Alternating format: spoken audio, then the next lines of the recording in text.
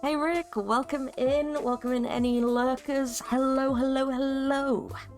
I'm just having a quick minute for myself because I made the mistake of venturing outside of my bedroom, where the rest of the house is kept at 30 degrees minimum, 30 degrees Celsius, and now I feel a bit sick because it's so hot.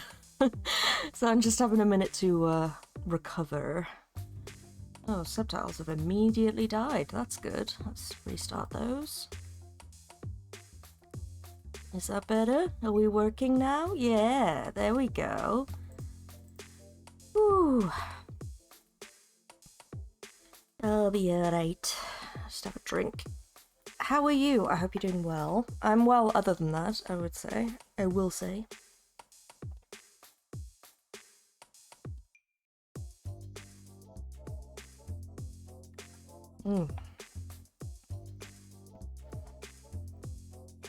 Alright, so I thought we'd play some more Penny Larceny because it was such good fun yesterday.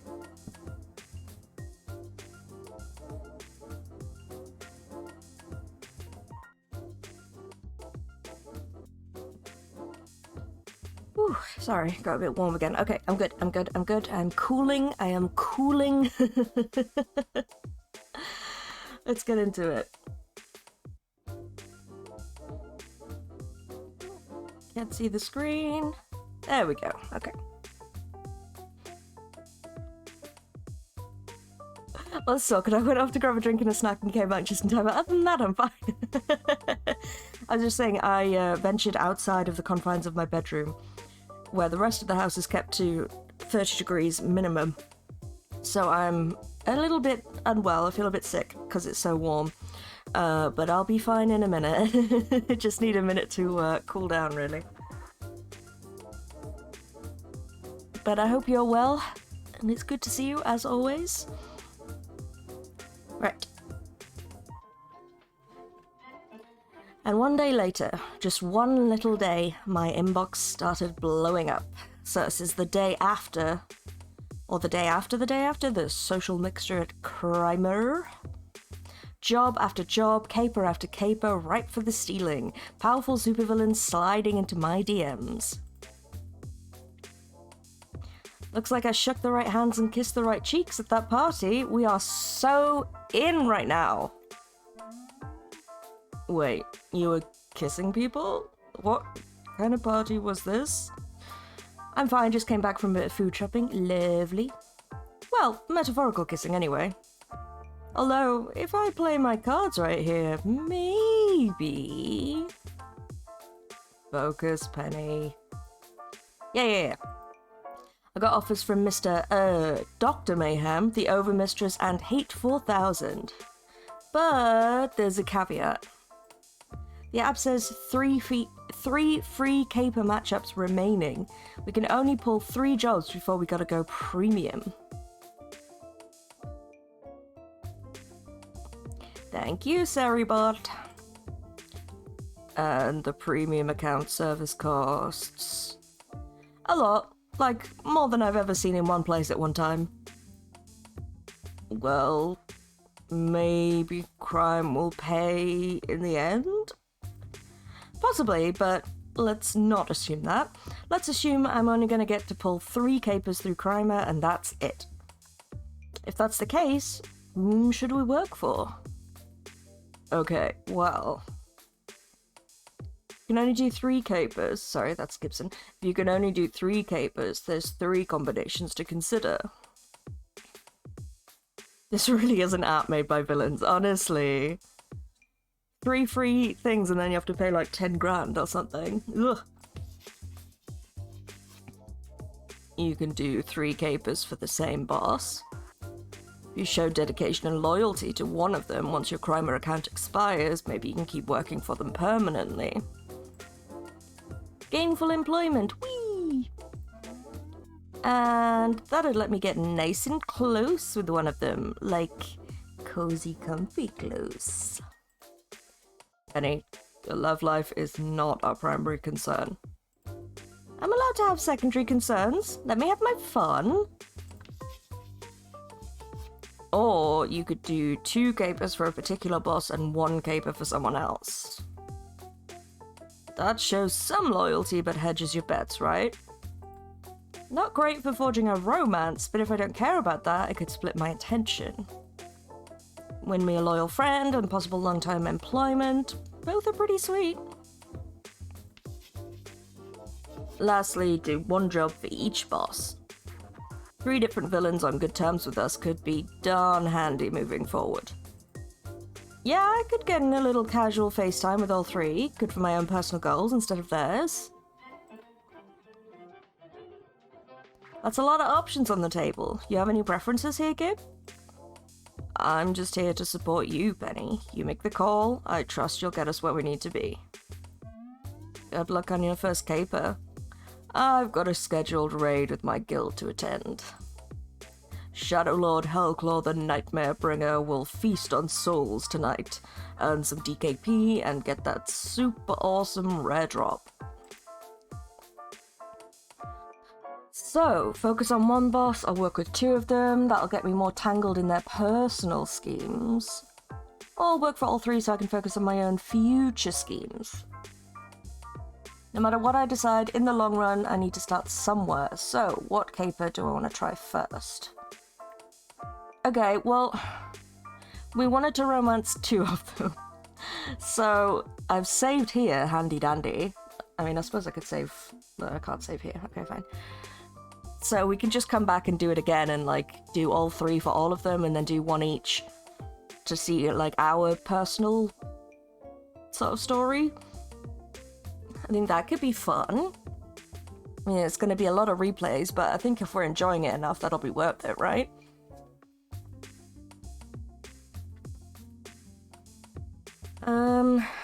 So who do I want to work with first? I'm leaning towards Hate 4000, I think. I think that was the most fun. For me, personally. Definitely Hate 4000, then the Overmistress, then Dr. Mayhem, probably in order of preference. Because as much as I love the Overmistress personally, the whole cult thing is kind of putting me off a little bit. Yeah, so we'll do like the romance options, I guess. Well, not the romance. Well, maybe, why not? Let's do the romance with Dr. Mayhem as well. Why not? And then we can do like our own personal story with no romance and see if that's any different. Yes, I think we'll do that. Pragmatic approach would be to start with Mayhem. See about getting Gibson his healthcare. That is a very good point. That is a very good point, well made. Alright, yeah, let's do that.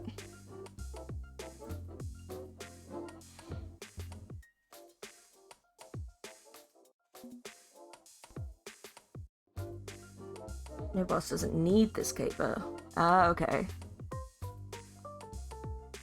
If we're going to split our attention. Yeah, should we do the split first?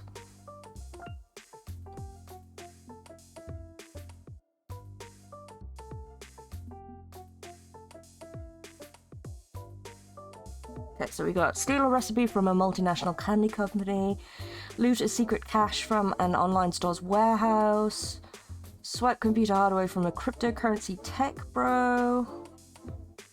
Are there any that are just for one of them? No. Okay, so we probably get the personal ones, like, later. If we want the full storylines, we need to go in all in on one, I guess. Yeah. But, I mean, it kind of, to me, I don't know if I've read it right, but to me it kind of implied that there was, like, a personal story we could see, like a personal ending, if we split our time evenly between them all and focused on our goals, but I could be wrong about that. Yeah, it looks like they're all... I mean, these ones are requested by 3 of them.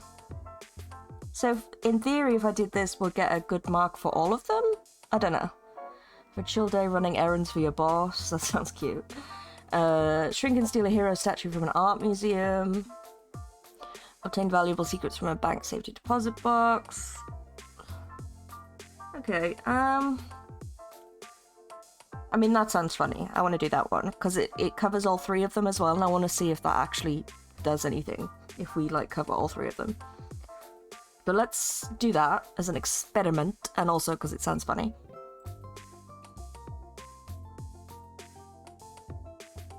After accepting the job in Crimer, I'm given an address, the basement of a disused and partially collapsed industrial building.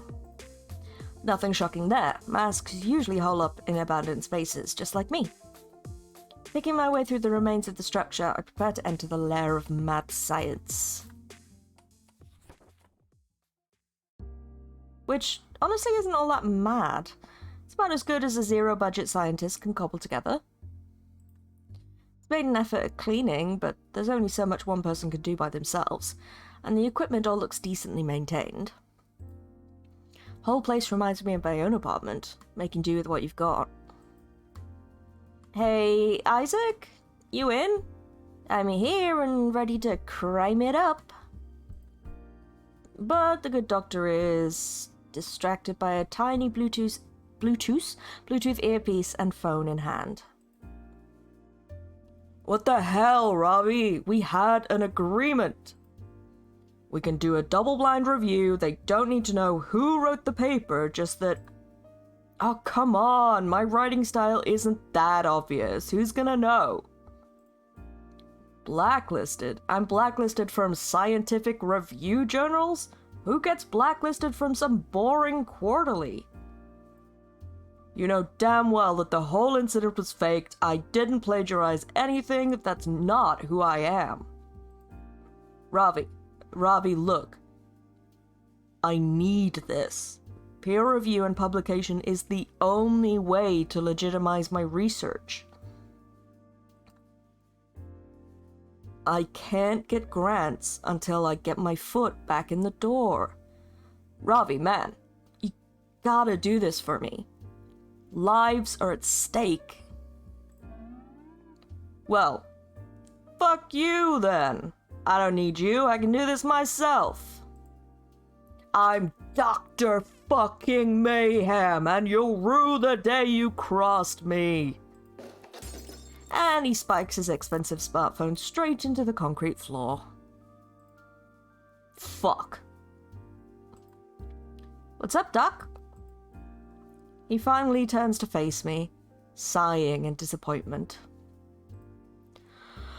Just digging my grave a bit deeper, I guess, and using phrases like rue the day. And now I need to buy a new phone. You're a mask. You don't buy a phone. You steal a phone? Yeah, but I got a really good data plan with the movie streaming services included. I can't steal the airwaves. Sure you can. My partner Gibson cooks you up a burner SIM card and you're good to go. I'm still trying to get back to my real life, Penny. That means having a legit phone number from which to plead my case. But, considering Plan A just collapsed on me, I guess I'm stuck with Plan B. I'm Plan B, aren't I? Yeah. Sorry, I was hoping I could avoid it by getting my work published and officially recognized, a road back home. But that's not looking likely, and, well, that means I'm screwed. This isn't what I wanted from my life, and I'm trying to get out from under it. But I don't know how. Isaac's still thinking like a civvy. There are options he hasn't considered, right? Self-publish? Surely some kind of mask-based medical journal? Does he have any trustworthy allies from his old civvy life that he could tap for help? I feel like he's already done this, right? So we should... I don't know, like, self-publish seems like the obvious choice, but obviously self-publishing does not as much credibility. Maybe this one? Because, I mean, like she said, there's like a lot of scientist masks. I'm gonna go with that one. Okay, so you're a mask now. There's a ton of mask-based services out there for people in our position. Isn't there a medical journal for mad scientists you could publish your work through instead? Technically, yes. But it's a matter of ethos. If my work gets peer-reviewed and published in one of those rags, well... It doesn't help my credibility if my work goes up next to articles on how vaginas influence earthquakes and Wi-Fi causes autism. Fair point.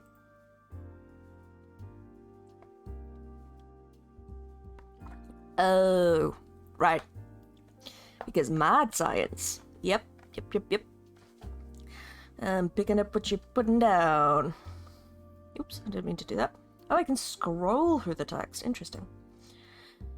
It would get my findings out there and open-minded researchers could build on them, but I'm not sure it's worth the price.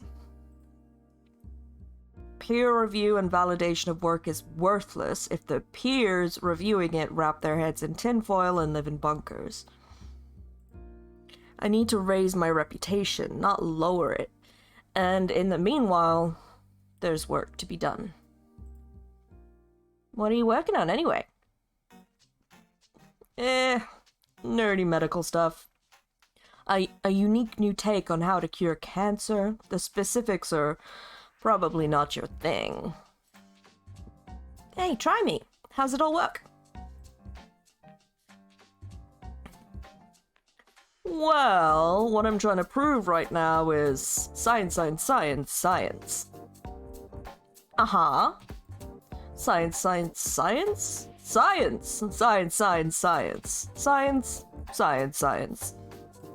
Right. Science.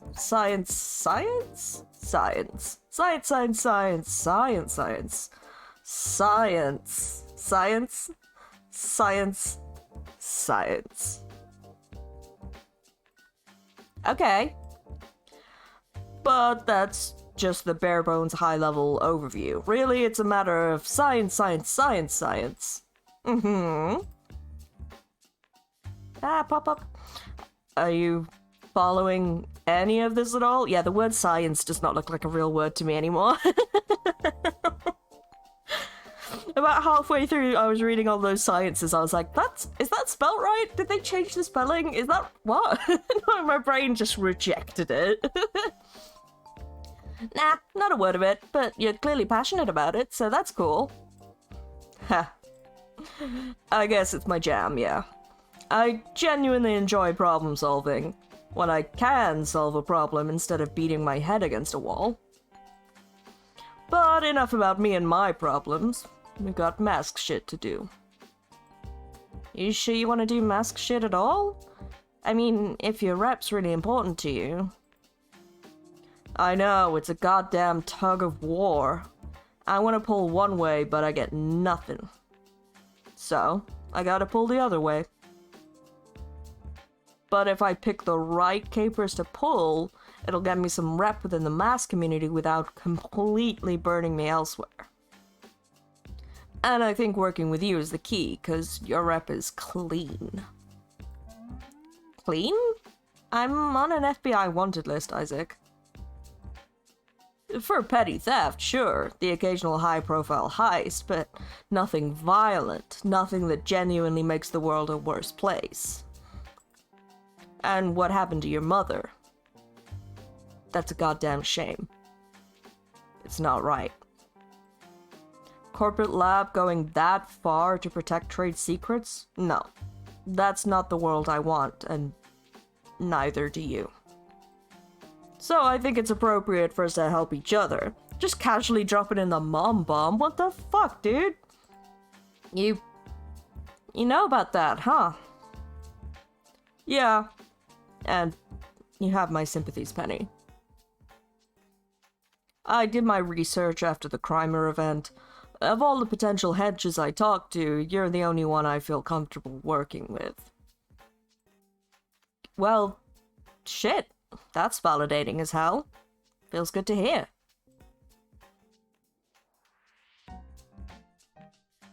That doesn't feel shifty. It seems like the kind of thing he would do. Like, as a scientist, he's thorough. I don't think it feels shifty.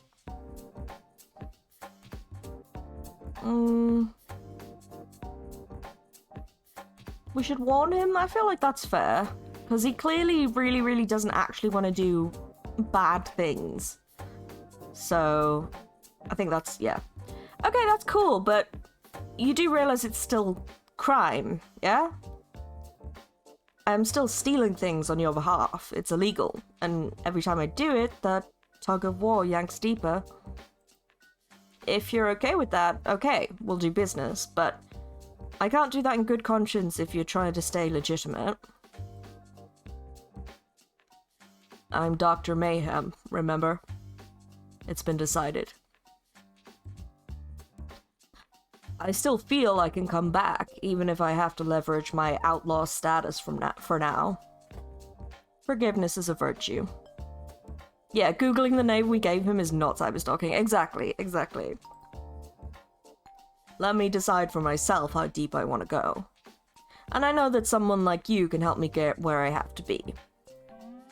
Got it, as long as we're clear. I do appreciate the concern, believe me.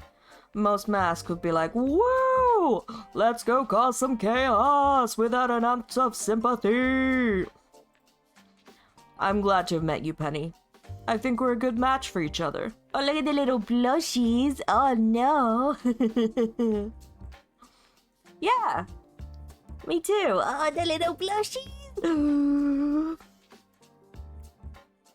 They're so cute. Speaking of crime, let's get to work. You saw the deets on Crimer for what I'm looking for? Yep. Walk me through the fine points and we'll get started. Monumental proportions. Mission briefing. So, this is a kind of two birds, one stone situation. A way to raise my mask profile and gain a technology resource. How familiar are you with the Museum of Heroic Endeavors? Not very. Masks usually avoid the place.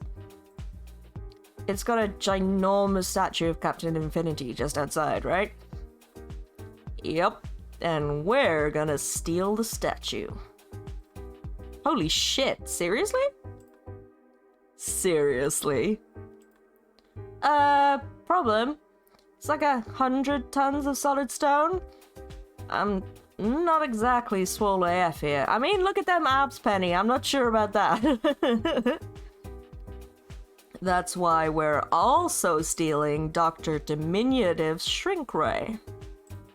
A couple years ago it was on display in the museum, a trophy of one of Captain Infinity's many adventures.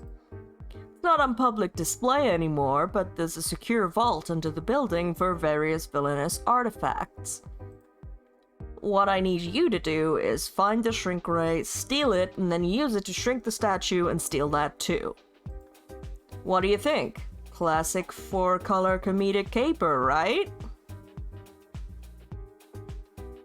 They are nice abs. They are not carry major sections of masonry nice. No, that is true. That is very true. But I don't know if I would call those nice. Like, I don't... for me personally, nothing wrong with it if you are into that, or if you like bodybuilding and, you know, looking after yourself. No judgment. But for me personally, I don't like too many muscles. And it gets you a goddamn shrink ray. That's the prize you really want, right? Exactly. I don't give a shit about some statue. That's just to impress the masks. The shrink ray, though, that could blow doors down, scientifically. But the shrink ray, like, I'm getting too into the, like, logistics, I guess, but does it make the statue lighter as well? Like, where does all that mass go? Is it not going to be like Ant-Man's situation where he has the, like, punching power of a fully grown adult man, but he's, like, 2 inches tall? Well, not even 2 inches, less than that.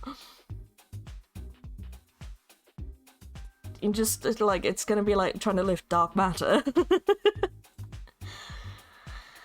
Nobody's cracked how Dr. Diminutive made it. The ability to shrink anything down to microscopic size is a game changer. I'll leave the specifics of stealing the ray and the statue up to you. It's your area of expertise. Right, time to play tourist. I'll loop you in on comms and we'll make this happen.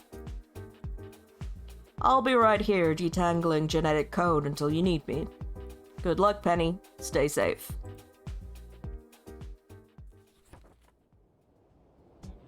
You're mine, boyo. Well, it seems like the doc at least thinks it will change the mass. Yeah. Which, I mean, makes it even more scientifically astounding, I suppose. So no wonder he wants it. Shrink a national monument and steal it. That's good shit. That's classic. They did that kind of caper in the 60s all the time. Pretty sure my grandmother stole the Eiffel Tower at one point. Or was that Lady Babette and Lightfingers? Stealing the statue of Captain Infinity, the time-traveling, history-fixing, original flavor superhero? Hot damn! Infinity is one of the first capes on the scene. Maybe even the first cape ever, considering he's in ancient cave paintings and stuff. If I can steal his statue, maybe I'll be one of the greats too. Okay, casing the joint. Scouting out a museum while it's in full swing with tourists and everything may be tricky. Not much access to sensitive areas. I'll need to hit a few exhibits and see if I can pick up subtle hints about how to approach the heist. Where to first?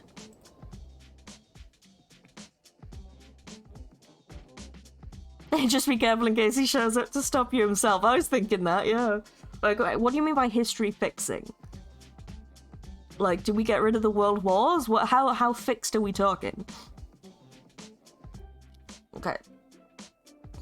The miniature city seems relevant. Maybe it'll have information on, like, the Doctor Diminutive and stuff? Yeah, I didn't think so either, Rick. Restrooms could be useful as, like, a point of ingress and egress.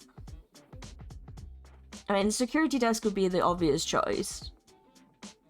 But then the Continuum exhibit might be useful. Although, that's not Continuum, is it? Was it? I've forgotten his name already. I don't know how the snack machine could be useful. I guess there'll be people there talking, and the atrium for the same.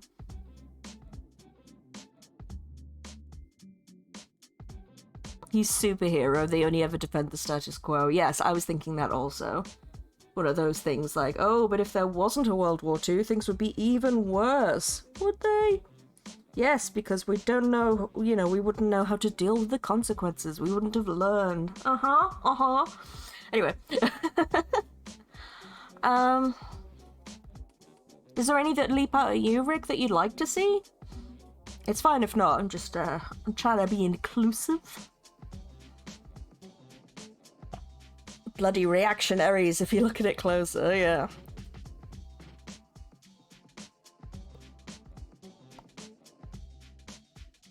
Oh, I've got 4 visits on this one. Miniature city? Cool. Okay, 4, that makes it even better. So we've got 1, 2, 3, 4, 5, 6, 7. So there's 3 we can't do, but that's still pretty, like, that's a lot. So yeah, let's start with miniature city, see where we go.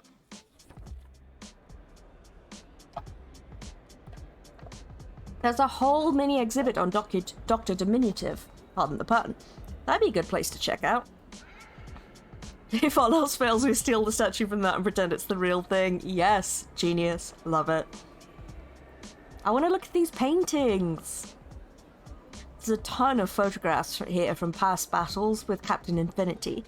The two have clashed a few times over the last 30 years. Looks like they moved all his weapons and gadgets elsewhere, as predicted, but still some good details on his crimes and methods. Shrunken vehicles, shrunken mountains, all the trimmings of a shrunken city, a tribute to the time he shrunk Des Moines. Incredible. They restored the city to its original size. This is just a scale model, but wow, that's a hell of a shrink ray he was packing. Yeah, he did a whole mountain and a whole city.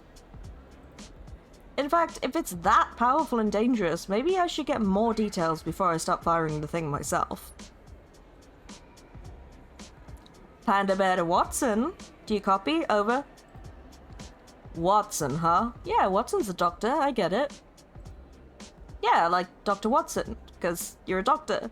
It's my new codename for you. I got it, I got it. Hey, Dr. Watson was the sidekick. And which one of us is out here in the field investigating right now? Yeah, okay, that's fair. Do you actually know how to use this shrink ray once I get it? We have a little panda pin, yeah, it's so cute! I like her glasses too, very cool. It's a ray gun, right? You point it at Captain Infinity's statue and shoot. That's a big assumption to make when using mad science gadgets. It could, I don't know, blast me back in time or something. Shit.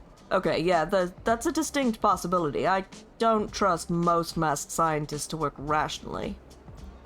Let me think. I'll contact my lawyer. What? You're gonna sue Dr. Diminutive for not providing an instruction manual? No, I'm gonna use him as an intermediary to get you on a secret phone call with the doc. I'm owed a pretty big favor after my lawyer completely botched my plagiarism case. Just give me 10 minutes.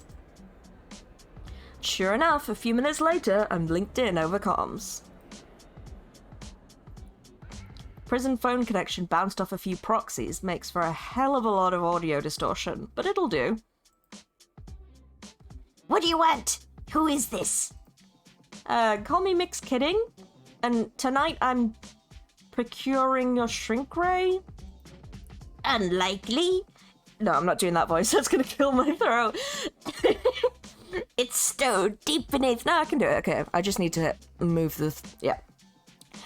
It's stowed deep beneath the Museum of Heroic Endeavors. So deep even I know not where.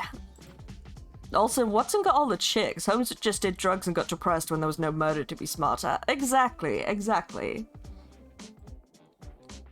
Oh, sorry. I'm getting a lot of pop-ups to update things. Go away. My problem, not yours. What I need from you now is how to utilize the weapon.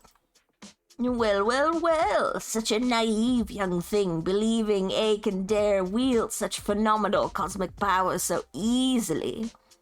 Hey, lads! Oh my gosh! Welcome in, buddy. Good to see you.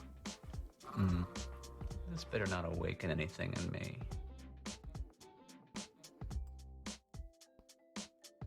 Tell me, child, what tortured past have you endured that would lead you to unleash the ultimate in atomic manipulation?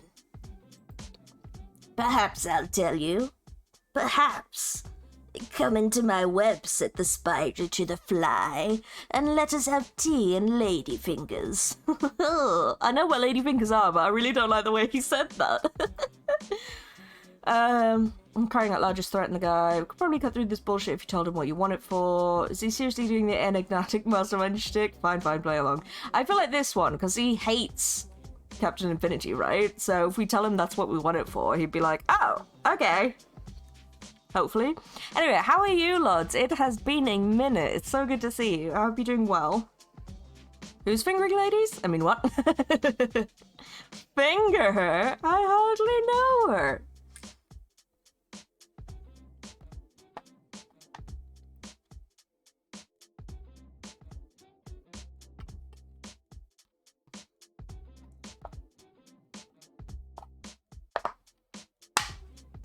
Sorry, empty bottle. I'm gonna go with this one. Okay, I get that you want to do this back and forth war of metaphors and posturing, but I'm on a timetable here. So let me lay this out for you. I'm gonna shrink the statue of Captain Infinity. What? Seriously? Seriously. Tell me how to use the ray, and I'll humiliate your arch nemesis. How about it? It's been too long. It has been too long. I'm pretty good, thanks. In a bit of pain today, but self-induced from overtraining. Fair. How's Hawk? Did you have a good birthday? I did have a lovely birthday, thank you. Mel and I are going to go to the aquarium in a couple of weeks. We were going to do it on my birthday, but she's got... she works at a Jewish school now, and it's Rosh Hashanah. Not this weekend, but the weekend after. So she's got, like, a 4-day weekend for the holiday. So we thought we'd go then instead and have, like, a nice long weekend mini break kind of situation. So I'm looking forward to that. It's gonna be nice. But yeah, birthday was nice. Just chilled. Watched Mel play Spyro. That's one of my special interests. I have a tattoo of Spyro. And we played the Reignited trilogy which is the first 3 games, which I could honestly play backwards at this point. Like, I blindfolded everything. Like, I know it so well because I played it hundreds of times. I mean, literally hundreds of times. So it's been interesting to watch Mel play it, because I keep being like, there's a gem over there, you missed that, like, oh, you need to go around there first. Like, I know the most, like, economical way to play, like, oh, it works better if you go that way first, because then you can loop around here, or, like, do this level first rather than that one, because you have to learn this skill first, and that level requires that skill, but this one doesn't. Like, you know, I know all of that stuff, so it's really hard to be like, just let her play the game. Just let her play the game. But also, it's been really nice to see her, like, enjoying a thing that's so special to me as well, you know? I mean, she used to play it as a kid as well, but clearly not as much, because she hasn't memorized the entire game. But yeah, we did that. I drew some Pokemon. It's been nice. I've been getting into drawing recently, so her mum and my mum, without communicating to each other, got me a nice little art set, like pencils and a new sketch pad and stuff like that. That's Melly's fault for not adding the no backseating tag. Exactly. Well, the thing is, because she plays like she watches TV, which is like out loud, so she'll be like, oh, how do I do this? Do I go over here first? She'll like, that's how she thinks. She'll like question it out loud as she's processing it. So I have to keep reminding myself that she's not actually asking me for advice. So I keep having to be like, are you actually asking or just thinking? She's like, no, I'm just thinking. Okay, keep it together, man, don't tell her the answers. But it's been a delightfully fun time. Also, speaking of which, I've been drawing Pokemon for friends, just to, like, you know, get practice a bit, because I haven't drawn anything really apart from my cursed Pokemon from memory for 20 odd years. So if you do have a particular Pokemon that you'd like me to draw, let me know and I will send it to you once it's done. I drew a Fuecoco for Rick, which was a lot of fun.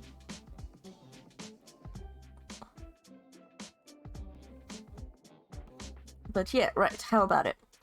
Oh, the wheel of fate is turning. Once the time-traveling fool was the bane of my linear existence, but now I am granted... Dude. Timetable. You are no fun whatsoever. After you fire the ray, turn the power limiter on. It's the yellow switch, otherwise it could overload and fuse. I don't know if I've never Pokemoned, but I appreciate the effort. No worries, that's fair. Like, a lot of people haven't, but... I mean, my friend Chevy, Sensei Duchess, on Twitch, she asked for the fire one, which was really handy. I was like, oh yeah, the fire one, the single fire Pokemon out of, like, the 1,000 Pokemon that there are now. Yeah, got it. She meant Charmander. We got there in the end. Yellow switch, got it. Ah, such sweet, sweet revenge. To think that even behind bars, the almighty Dr. I can't say my own name, Dr. Diminutive shall have the last. Yeah, that's enough. I hung up on him, tucking the information away for later use. That was useful. We did the right thing. Right, I'm sorry to do this, but, I need a break. My body is angry, so I need to go sort myself out. Have a drink, have a stretch, look after yourselves. I'll be back in a couple of minutes. We might as well run some ads as well. But yeah, sorry about that.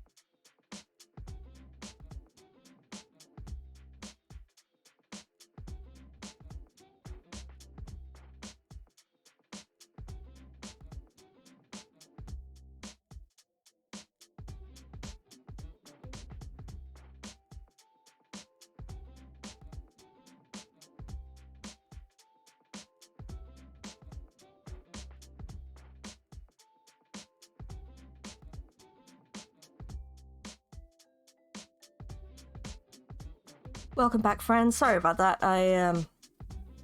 As I was saying at the beginning of the stream, I went out, I left my room, the confines, the safety of my room earlier to do some laundry, but the rest of the house is always on like 30 degrees.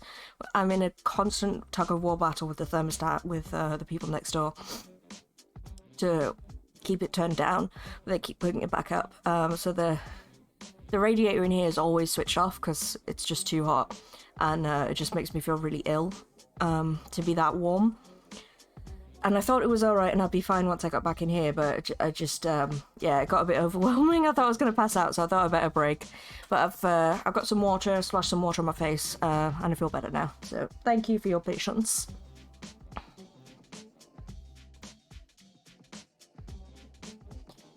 Okay, where are we headed next?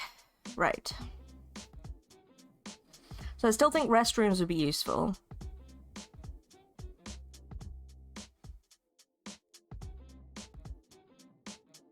We do not pay for heating, no, it's all a fixed cost in the rent, so they don't give a shit. I literally told the landlord, which is not something I really like to do, like tell on people and also like help landlords, but I thought like landlords are all money grubbing assholes, right? So I was like, if I tell him that we're wasting all this money on heating, he might actually do something about it because it's costing him money. But no, doesn't give a fuck. I mean, he did say, oh, you can't live like that, but then, you know, did absolutely nothing about it, so... Cool. But yeah, I don't understand it either, because they turn the heating up to 30, and then they open the window. They leave all the windows wide open. They also never switch off any lights, which is like... You know, as a millennial, half of my school education in the UK, I don't know if it was the same everywhere else, was like recycling... turning the lights off all the time, like keeping electricity bills down, like all of that stuff was like ingrained.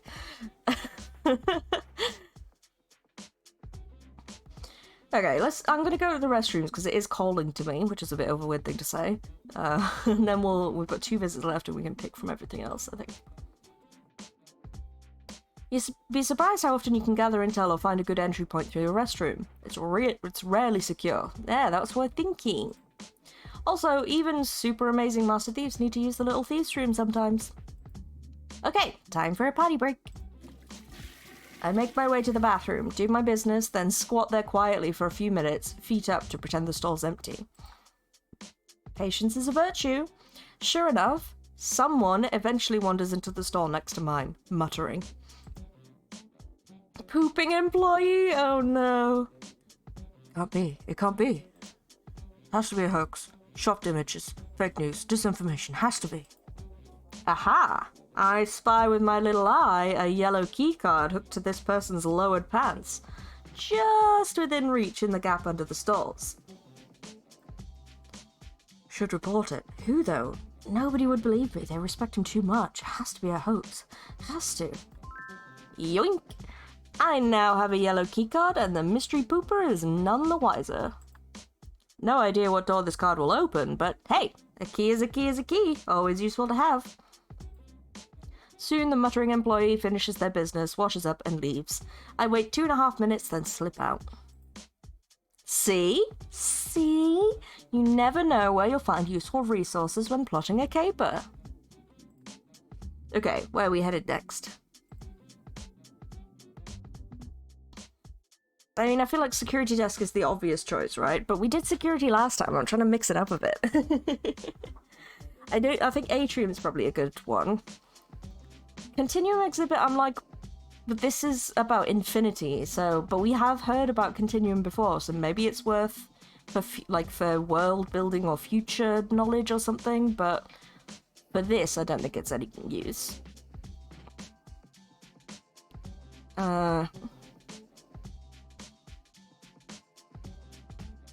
Yeah, I'm gonna try. I think Atrium and Security Desk logically are the best choices for me. But if somebody wants to throw in like a wild card, I do not mind, because that's what the game said. Just have fun, don't worry about it too much.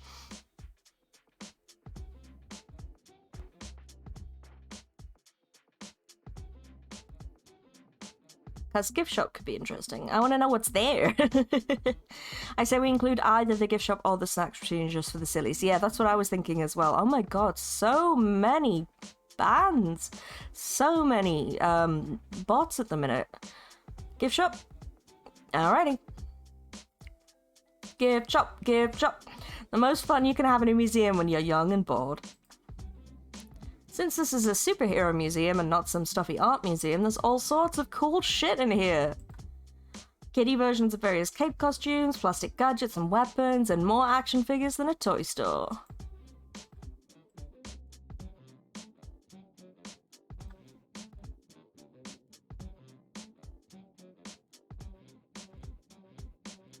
I was just seeing if I could delete the spam message from OBS, but it doesn't look like I can anymore, which is annoying. Never mind. I mean, they've been banned, and that's the important thing. If it's a gift shop, I should buy someone a gift, shouldn't I? I'm gonna buy you a gift. What do you want? You know, I loved going to museum gift shops when I was a kid, especially air and space museums. Hey, do they have any freeze-dried ice cream like the kind astronauts eat? Tastes like chalk, but it's nostalgic for me. Nope. But if you want science stuff, there's a model kit for Dr. Impossible's Ultra Molecule. How many damn doctors are there in the mass community? Starting to feel generic now. About 23% of all masks are mad scientists, my dude. Sorry to say, but you are kind of generic. Maybe that's for the best. And sure, I'll take the model kit. I'll reimburse you when you get back. Thanks a bunch, Penny. Nice to feel appreciated. What do you mean reimburse me? It's a gift. You fool. About to swing by the register when I spot something out of the corner of my eye. A plastic toy version of Dr. Diminutive's shrink ray. Just like the good doctor said, there's a yellow switch on it. Good to know he wasn't lying to me. You know what? I'm gonna buy this. I've got ideas. Yeah, do the old switcheroo. I ring up my purchases and scoot on out of there. Okay, where are we headed next? One visit left. I think Atrium over security desk for me personally. But I think that's mostly just because we did the security office in the last caper, which is completely separate, I know, but my brain is like, yes, but variety. We've done this. But I don't mind doing another silly one. I mean, that was a useful silly one, so...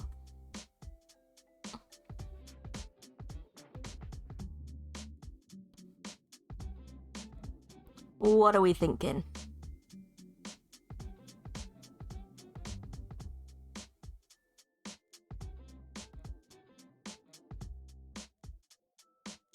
Yeah.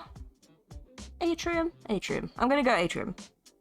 I don't know why I'm like, it doesn't matter. Don't overthink it, it's fine. Atrium sounds good. Cool, cool, cool, cool, cool. Spacious Atrium works as the hub for the 3-level building, extending all the way up to the top.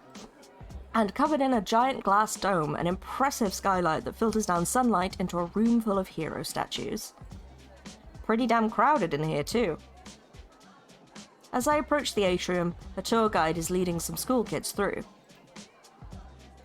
Oh, hello. The tour guide, so very helpful. I recognize that face. I mean, I feel like it's pointless to say that's Matchmaker because we had the whole conversation about how masks are completely impenetrable. So should we do this one? I think that one she's more likely to recognize, so let's try that. Huh? No, it isn't. She's wearing a hat. That office worker didn't wear a hat. I can see why you'd be confused. For fuck's sake. Never mind. Never mind.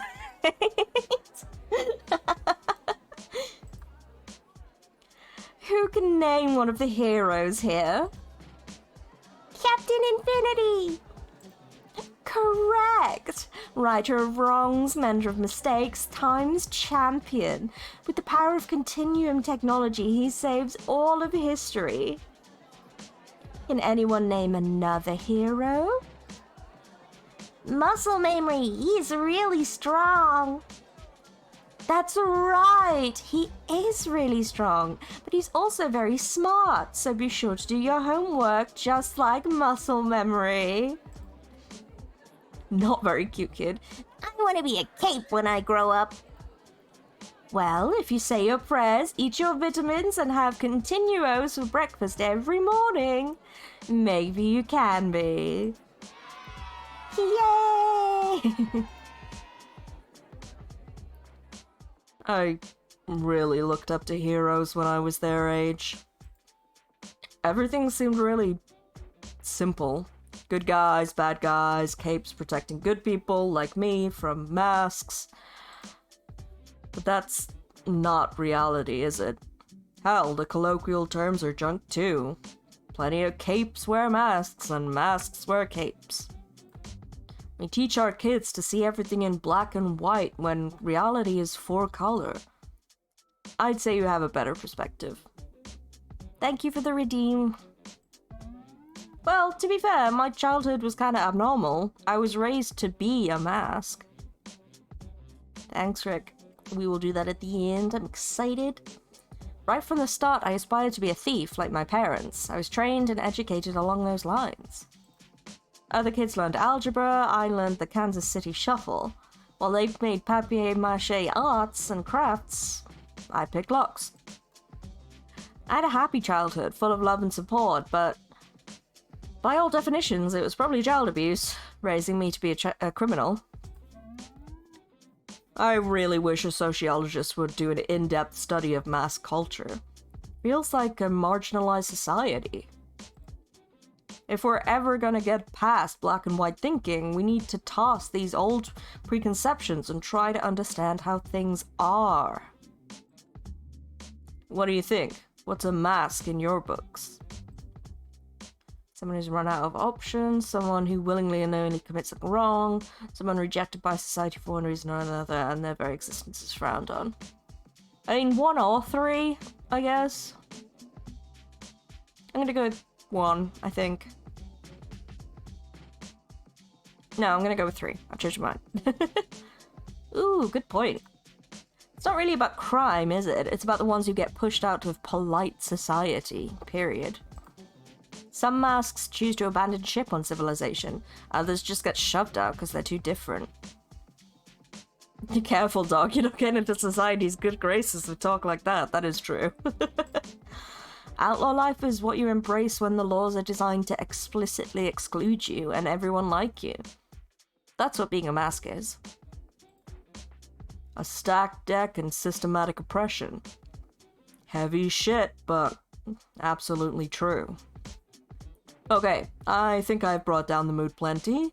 Let's swallow this for now and move on. Yeah, agreed. And that's when the overhead PA system crackles to life. Your attention, please. Your attention, please. The museum will be closing shortly. The museum will be closing shortly. Be nice to keep scouting the place, maybe add another day to the casing phase, but best not to push my luck. I've gathered everything I can. Now it's time to plan the heist.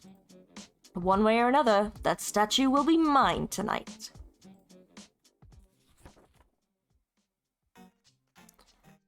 That evening, one quick taxi ride across town gets me back to the rundown research lab of Dr. Mayhem. So, how was the museum tour? Informative. Got a plan ready? I'd love the details. Indubitably. I don't think he ever actually said that. Or is it that he never said indubitably, my dear Watson? That's the thing people think he said, but he never said. Behold, the Museum of Heroic Endeavors, a tribute to all things capey. And Captain Infinity in specific. Is this even to scale? All the lines are crooked. Hey! Rude. Don't question my artistic muse. Now then. I have a few possible entry points, a skylight, a fire exit, even the front door. You can't be serious. The front door is a valid option here? Go big or go home, I say. At this point, I'm considering go home the safer option. I couldn't get the alarm grid disabled, so I'll need to be careful after that. But honestly, that's okay. I've infiltrated plenty of places without having total control over security. Now, the bad news is I didn't manage to locate the vault.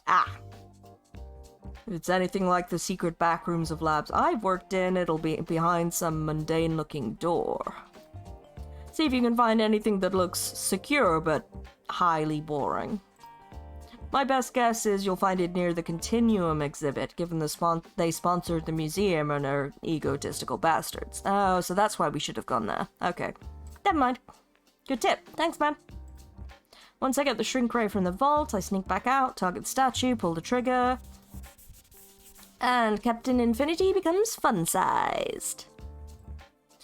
We both make rep as masks for the statue trick, and I get a new instrument for medical research.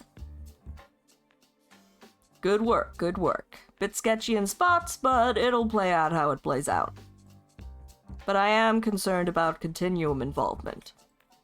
You think Continuum could be involved here? Thought has occurred to me, yes. They love claiming mask tech for their own uses. If the vault, maybe even the whole museum, are fronts for their research, we may be kicking a beehive tonight. Do you want me to call this off? I'd be okay with that if you're worried. Wouldn't hurt my feelings to call it a day. I'm here on your dime, with your ass on the line for a lot of this, if it goes bad. No, I think we move ahead. If I'm right, it's an opportunity to learn more about Continuum. If I'm wrong, I'm just paranoid. Now let's go do some fucking science.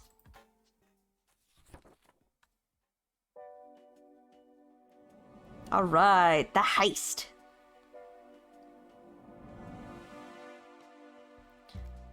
Look at Captain Infinity, all smug and stone-faced. You're going in my pocket by the end of the night, buddy. Oh, I should explain something before we start heisting. See the crimer rating up in the corner? The crimer app is going to start evaluating me during the caper. Oh god. Starts at 0, but I'll gain stars as we progress and do things either really clean or really awesome. I bet I can unlock some cool loot if I get 5 stars. Or a consolation prize if I earn 0. But honestly, don't worry about it. Any caper you walk away from is a good one. Demanding perfection each time isn't any fun. Got it? We good? Okay, onward! Alright. Okay, so this place isn't exactly hard to break into. Wasn't worth scouting out. Just pick an entry point. I'm gonna go with rooftop, I think. Gotta go with the classics. It's grapple gun time! Mum's old grappler is still the most reliable tech. The hook whizzes up to the rooftop, snags on, and I'm ready to climb. 3 stories. Pah! Child's play. Okay, from up here, I'd say the atrium skylight is our best bet. It's right down the middle of the building, but it's very direct access.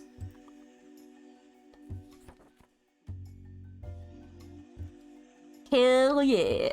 After hooking the motorized winch in place, I silently drop down, scanning the for guards as I go. Good, nobody to see my cool entrance. Kind of a pity, it is a super cool entrance. Kinda wish someone could see. And touchdown. Take 1 step forward and... Oh, for crying out loud, I knew that was gonna fucking happen. God damn it. Quickly, I throw myself behind a chunky display piece to hide. I feel Gibson rustling around in my backpack, working. Really wish we'd cracked this beforehand. Can you shut the alarms or not? I need maybe 10 minutes to hack in wirelessly. Stay hidden. Be on alert. Possible false alarm. Possibly something else. I'm starting my patrol now. You have a lot of jobs, security man.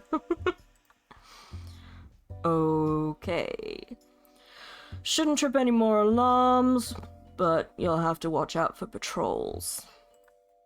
This is not going well. But you roll with the caper you have, not the caper you wish you had. I wasn't able to locate the vault during my daytime sweep through the place, so we're gonna have to do some detective work. Mayhem suggested it would be near the Continuum-sponsored corporate exhibit, so they can keep close eye on it. What do you think? Continuum loves weird science. A vault means a large storage space, somewhere underground. Check the basement, look for clues, heavy foot traffic, drag marks, wheel tracks, and carpet.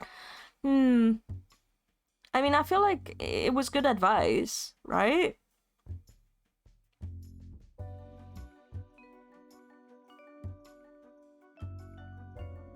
I mean, I also thought the basement, but maybe the basement access is in the Continuum exhibit, so... And I don't think it would be, like, heavy foot traffic. It's a whole museum. Yeah, I'm gonna go with Continuum. Yeah, I trust this mad science instincts on this one. I slinked my way up to the 3rd floor, near the Continuum exhibit. It's all fluff about the many virtues of private industry. I'm not seeing how a large vault could be hidden here. The top floors are mostly small exhibitions and displays. But there is something odd. A large patch of blank wall. This place is packed with displays, but nothing there. It probably is underground, but that doesn't mean the entry has to be there. Exactly. Exactly. Why are we stopping? Did you find something? I found a suspicious lack of something. Maybe it's a hidden door? Wait. I'm picking up the resonance of Continuum technology through my visor.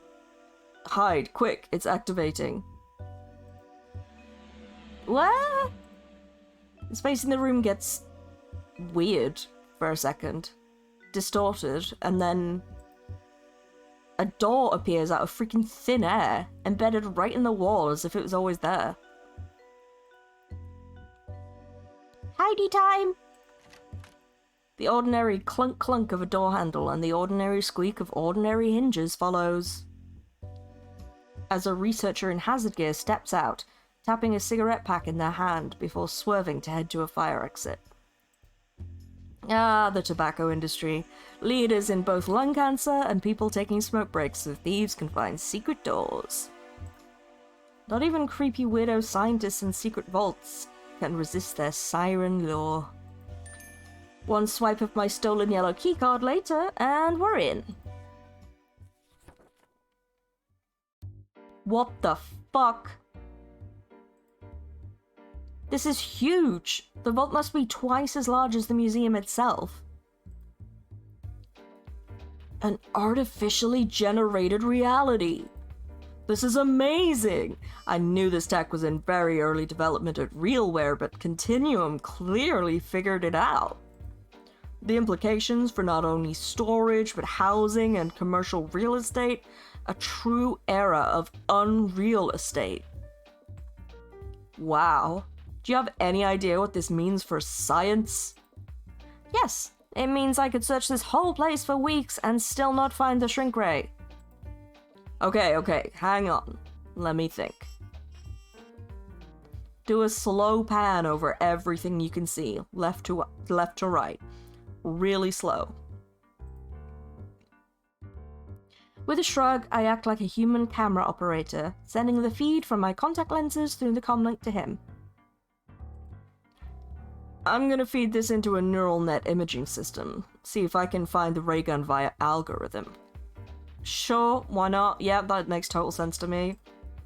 I thought you were a medical doctor, not a search engine. You pick up a lot of random shit when you're a mad scientist. Sometimes it's handy. Stay safe, this is gonna take some time. Okay, time to tuck myself behind a crate and hide while waiting to find the ray gun. If there are still researchers wandering around this maze of archived artifacts at this ungodly hour, I can't risk being spotted. I haven't been the smoothest criminal, but that's cool, right? And the rest of this should be a cakewalk. Why would you say that? Oh, crap. Oh, crap. Halt, evildoer! And that's exactly the moment when a hero blocks my path. Farsight, Cape Crusader. Farsight has arrived on the scene to stop your nefarious schemes. Well, we know there's at least one guy about to come back from his smoke break. Exactly, yeah. Prepare yourself for battle, you wicked villain. I know every combat move you'll make before you make it. You cannot win. I don't really fight people. Oh my god, those emotes are so good! Hi, I'm late, but hi. Hi, welcome in! I love them, they're so cute!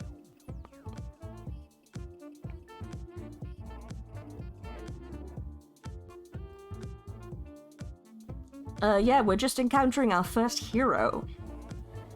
I'm more of a sneaky thief type than a martial arts type. Do we really have to fight? Feels like it'd be kind of one-sided.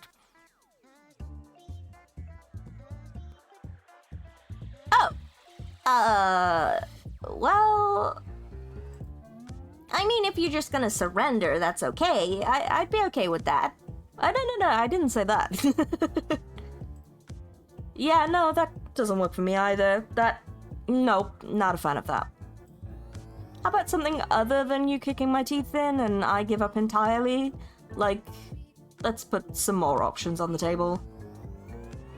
We can workshop this a bit, figure it out together. Yeah, at this point I'm just trying to confuse her and buy some time while I figure out a smooth exit from this situation.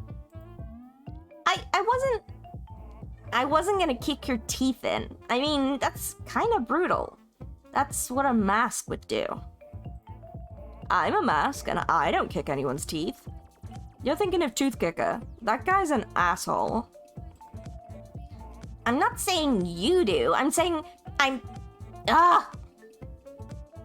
And she staggers on her feet while gasping at her head, trying to deal with the sudden onset of migraine agony. It's a trick! A's dangerous! We should kill Air! No, we don't kill in this timeline, we're a heroine. Oh, interesting. In this timeline. Her eyes start glowing, a swirling shift of colors my eyes have trouble trying to pass as the pain grows more intense for her. A's trustworthy. A's a risk. A's an outsider. A cares about us. No, A's gonna run. A's shut up, it's too loud. Hey, you okay there? I watched the VOD from your last stream. Thanks so much for playing my game. Oh my god, is this your game? I did wonder with the emotes. Oh, that's so cool. I was actually gonna do Arcade Spirits after this as well. Because I have that on Switch, but I'm pretty sure I have it somewhere I can play it for stream as well. Looks like she has a voice in her head. Maybe we could be friends. Yay! I wrote and programmed this. That's so cool. I mean, you watch the VOD, so you'll know, but like genuinely, I'm having such a good time with this game. It's so much fun. Oh my gosh, welcome in. It's such a pleasure to have you.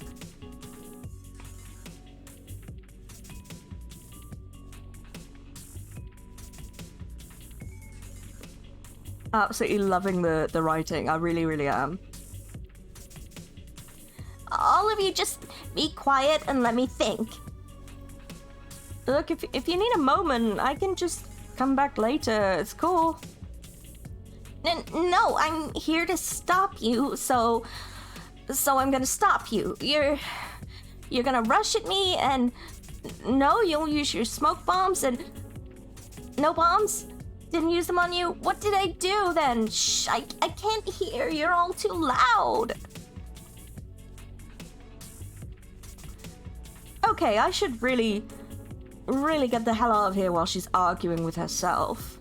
Interesting. I really want to know what's going on with this character. Oh my goodness.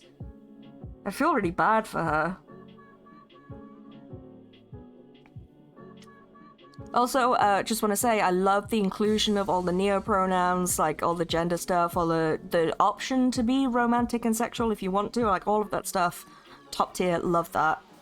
Nothing but praise about that.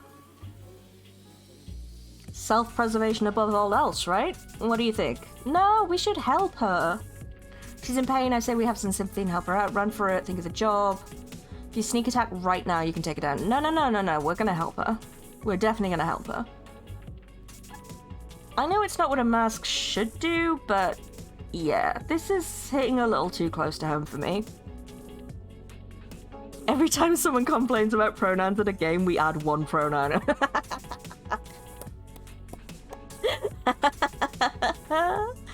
Looks like she can see the future, but all the future is in all possible timelines, so she has trouble finding the right one. I was thinking that, but it also seems like she's communicating with past people. Like, she said, what did she do to you? What did A do to you? As in, what did I do to someone she's communicating with? I mean, I guess it could be another version of herself. I don't know. I don't know. I'm intrigued. This is the way. I love that. So do you stream as well, Flower? You know how bad things got. When I first heard your voice in my head, how scared I was. I should be the ally I needed when I was in her situation. Hey, deep breaths. Calm down, center yourself, count from 5 to 1. Oh yeah, valid, I feel that. I was on hiatus for a few months as well. Well, I'm gonna drop you a follow. If and when you come back, I will be ready for ya.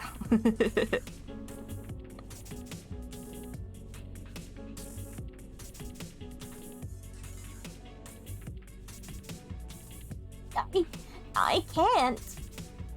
5 to 1. Trust me, taking a breather is good for anxiety. 5, 4, 3, 2, 1. Okay.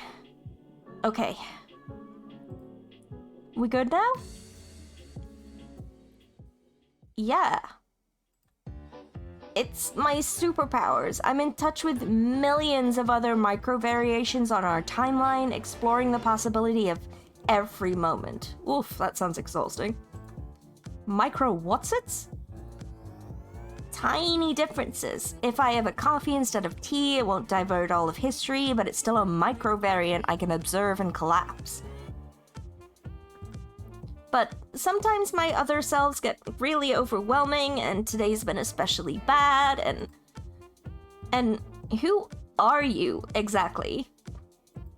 Oh, I'm Penny Larceny. I'm a thief. Pronouns AR. Pleased to meet you. I'm Farsight, she, her. I'm a heroine. But you knew that already. I love your costume, by the way. Me too, it's very cool. Thanks, it has pockets! Best line. Look at the little blushies, oh. So, Farsight, level with me. You want to reschedule this do-gooding for a day when you're feeling better? Pick it up tomorrow, maybe? I mean, I would still like to get out of this, even if I genuinely sympathize with her problem. Also very practical with the knee and elbow pads, for sure. I love it. And goggles in case of emergency.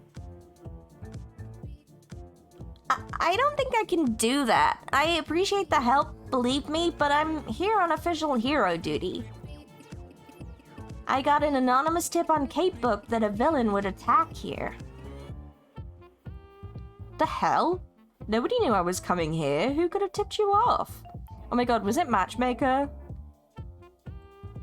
It's pretty common, actually.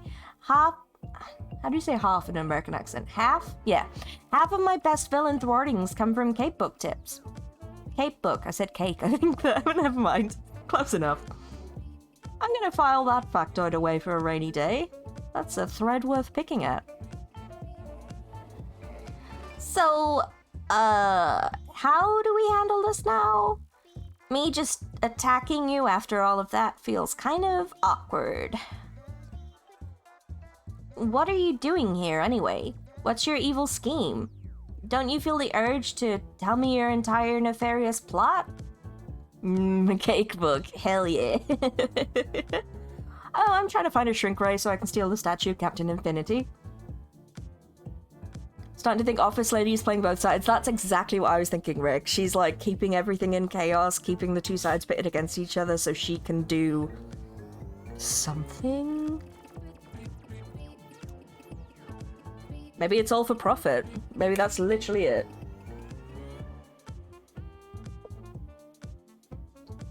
Maybe she runs Crime and Capebook And she's just charging everyone really bad fees. What? That's a crime. Yeah. I'm a criminal. No, I mean, it's wrong. You'd be destroying a symbol of hope for so many. Captain Infinity is my favorite hero. I can see through time, he travels through time, we wear the same goggles. Oh, that's why she wears the goggles. Really? I just thought you were a steampunk or something. Or like feeding the small villains to the heroes so they can use her service and she can keep an eye on their activities for her own crimes. Ooh, yes, I like that. No, they're Captain Infinity's goggles. I mean, a similar make and model, at least. Even our powers are similar. Captain Infinity founded Continuum, and I got my powers in a Continuum lab experiment gone wrong. Really? You too? What? I got a similar superpower, but mine's just one voice in my head, not a million. And I got it at a Continuum lab too. I've lost the ability to read again. Seriously? You can also see the timelines? Not exactly. Mostly I have this one very insistent voice telling me to do things. Starting to think these Continuum labs should be more tightly regulated. You said it, Lods. That's concerning. Well, even so, you can't steal the statue. Surrender immediately, you're being illegal. Oh, jeez. Now I've got to find a way to dodge Farsight while waiting for the ray gun's location to be revealed. How do you stall out a cape who can predict your every move across the timelines of a gigaverse? She's predicting your moves based on time, and I'm weirdly outside of time. Let me direct you. Keep her chatting to distract her. Pretend to surrender. Nonsense! We can trust corporate America completely. I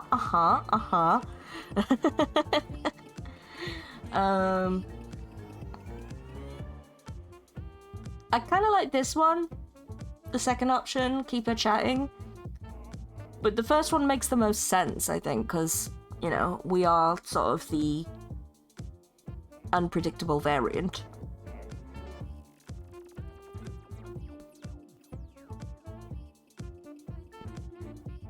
The handcuffs sound like a good I mean, what? I mean, I'm not ruling out the handcuffs for a later date, if you know what I mean. Because Farsight is hella cute. And we're gonna flirt with everybody. First one sounds like chaos, go for it. Eat the rich! I am a safe apolitical game developer, not an all-of-brand risk. I love that. I love your vibes, Flower. I think we're gonna get along famously. Yeah, okay. You're predicting your moves based on time, and I'm weirdly outside of time. Let me direct you. Well, okay, I guess it's over. I'll just... Oh shit, what's that incredibly distracting thing over there? Okay, bye! Stop! In the name of the law and stuff! Okay, head voice, I'm running as fast as I can! I'm just gonna close my eyes and obey you. If she only sees my path through time and not yours, we can do this. Oh god. Oh god. What is happening? No, we're not gonna do that, because she's gonna run into... he's gonna run into a wall. Yes, go right. Tuck down the aisle to the right. Right, to the right. I skid on my sneakers and make a sharp turn. It's working. I'm gaining distance. Whoa! What the? We thought you were gonna go the other way. Yeah, turn around and run past her. Yeah, let's do it. Let's do a Dead by Daylight strat. Ooh, I like. I skid to a halt, twist on one leg, then sprint the opposite way. I'm losing her. It's all going great. I look back to see if she's out of my rear view yet. Ah, shit. And trip over a desk full of open files and folders, sending old photographs flying. Oh, jeez. Are you okay? And the cape actually helps me to my feet, checking me for injuries. Oh, that's so cute. I'm good. Cool villains never turn around to look back. Rule 1. That is rule 1. But we have already established that Mom was cool, but we're not. this mess? Continuum's gonna be so mad. I'm supposed to keep collateral damage down when fighting villains in their facilities. Quickly, she moves to pick up the scattered photographs. Here, help me pick this stuff up. Help me, like, hero and villaining it up? That can wait. All the stuff in the Vault of Villains is classified, maybe even dangerous. We need to... And she rises slightly, holding a photograph in her trembling hand. Curious, I peek over her shoulder at a black and white picture of Captain Infinity at a book-burning rally in 1940s Germany. I made a joke about this earlier.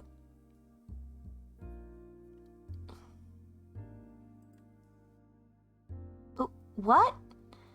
What in the... Huh. They're all pictures of Captain Infinity. Here's him steering the Titanic, and him at the 1906 San Francisco earthquake. Whoopsie doodle. Yeah, so he's all about protecting the quote-unquote correct timeline then, I would guess.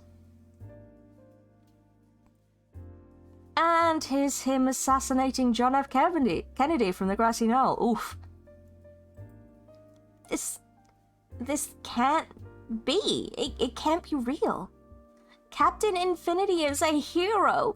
He fixes timeline errors. Found a note. It says, material not to be released which contradicts continuum public narrative. Well, shit. Captain Infinity is about to be cancelled and start the #1 podcast in all timelines. Oh god. But he's a hero. He's my hero. When I was a little girl, I always looked up to Captain Infinity. I'd heard rumors, but no, I can't believe it. I didn't want to believe it. This can't be happening. It just can't. Is it wrong that I feel bad about a Kate's life crumbling around her? No, it is not wrong, Penny. I really, really feel I should be saying something. Can we just give her a cuddle or something? With consent, obviously. It's continuing the shady as hell. She really shouldn't be surprised. No. Sensible reason, something to help her feel better about her hero. No. She just had her whole world torn down. I think you're allowed to comfort her hero or not. Yes, this one, definitely this one.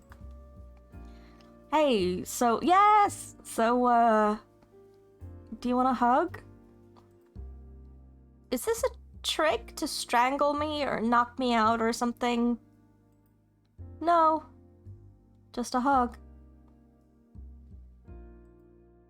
I've had my world collapse out from under me a few times, and I didn't have anyone to hug me back then. Figured I'd offer. You have some top-tier emotes. Flower, I love them. Okay. Oh. So I offer her a big hug. She's trembling, sobbing lightly, but slowly comes around. She's very soft. Better? A little. Thank you. You're very kind. But for a criminal. That's me. Penny, very kind Larceny. Stop telling everyone your real name! Masked hugger, thief of hearts. Oh, the little blushies. That's kind of cute. Almost makes me forget you're a villain and stuff. But that leaves the question of what to do with the evidence that Continuum hid away to protect their golden boy. With a long sigh, Farsight gathers it all up in a folder and then holds it out to me. Here. If the rumors about Captain Infinity being corrupt are actually true, people need to know. Someone has to leak this to the public. Come to the dark side, we have hugs. Yeah. And I can't do it myself. It'd completely ruin me if I tried. I'm sorry. But for a mask like me, it'd raise my rep and provide some plausible deniability. You can tell them you defeated me and stole it, like you stole the statue. Wait, you're letting me skate by on this? I know I shouldn't. I have a heroic duty to stop you. But I have a duty to the truth as well. I'll let history judge Captain Infinity. All my timelines seem to converge on this. Wow. And if he's really history's greatest monster instead of history's champion, we shouldn't be raising statues in his honor. Hell yeah, Farsight. So, do me this favor, and I'll do you a favor in turn by letting you go. Okay? Deal. Jedi, we hate feelings in love. Sith, hugs! Not the younglings, though. Thank you. I know you're an evildoer, but I think you'll do some good today. And I'm happy you're not all bad. And she walks away, leaving me to complete my caper, left holding the proof that'll tear her idol down from his altar. Honestly, I did not expect things to turn out like this, but that's the life of a mask. Nothing goes totally to plan.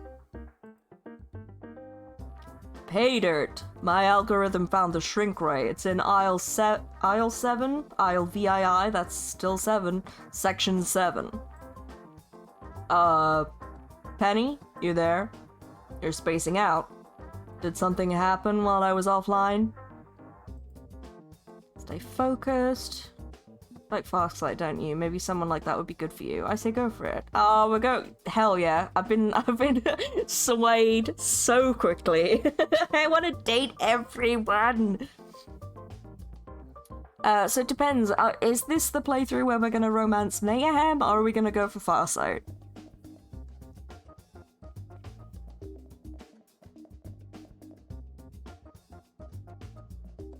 Unless we can do both. Can we do both? I would like Polyam, but I don't think that's it. I'm gonna go with Farsight, because that was so cute. I got really caught up in that. You like Farsight, don't you? Maybe someone like that would be good for you. I say go for it. I mean, she's really cute, and sweet, and kind, and...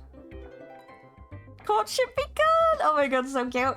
I don't know if it could work out between us. Maybe, ultimately, she couldn't accept me, but... maybe I'd be willing to try. You can date everyone with enough playthroughs, yeah. But to romance Farsight, you need to do 3 capers that involve her. Ooh. I can provide the list if you want, up to you. Yeah, if we're gonna romance Farsight and I don't know which missions they are... yeah, can you drop me a whisper?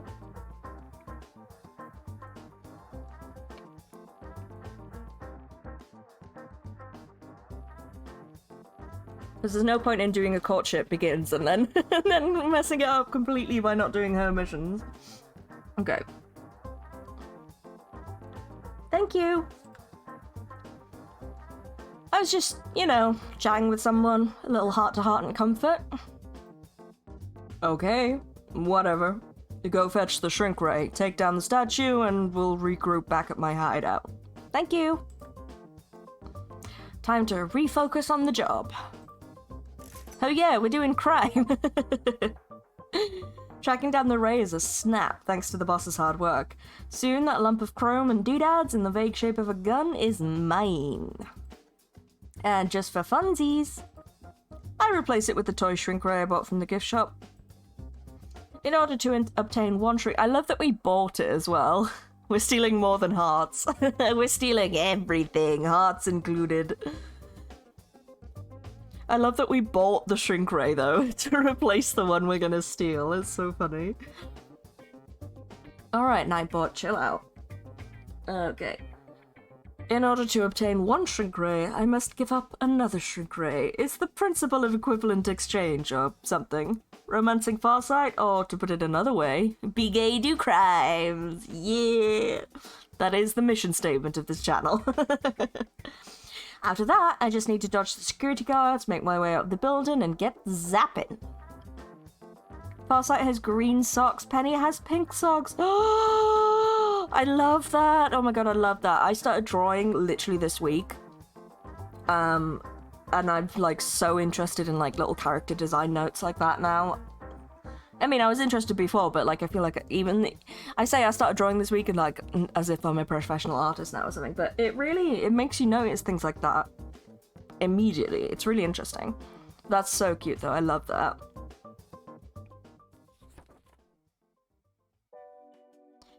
A few minutes later, and I'm hiding near the museum parking lot, ready to go. I whip Dr. Diminutive Shrink Ray out of my backpack and take aim. Here we go! And immediately on pulling the trigger, an arcing blast of energy snakes out from the gun, connecting with the giant statue. Oh, he's shrinkering, which promptly shrinks down until it's barely larger than an action figure. Holy crap, it worked! And then the ray gun starts shaking and sputtering, residual energy crackling away in my hands. That's okay, we know what to do. Oh shit, oh shit, oh shit! Wait, the yellow switch! I flick on the power limiter and the ray gun's power build-up stops.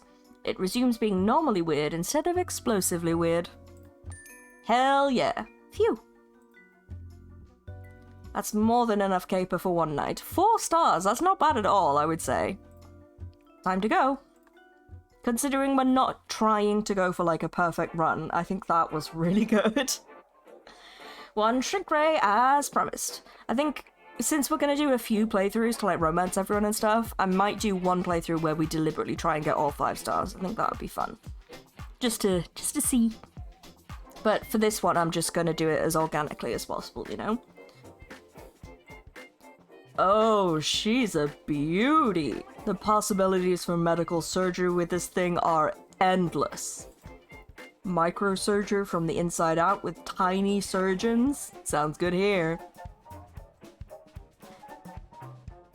Yes, explore now, min-max later. Exactly.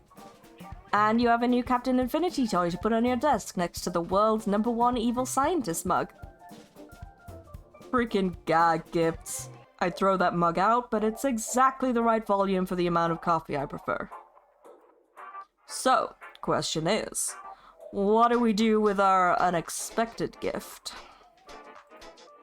Meaning the file full of Captain Infinity's misdeeds across the breadth of history. Obviously we're gonna put it out there. I told Farsight I'd leak it...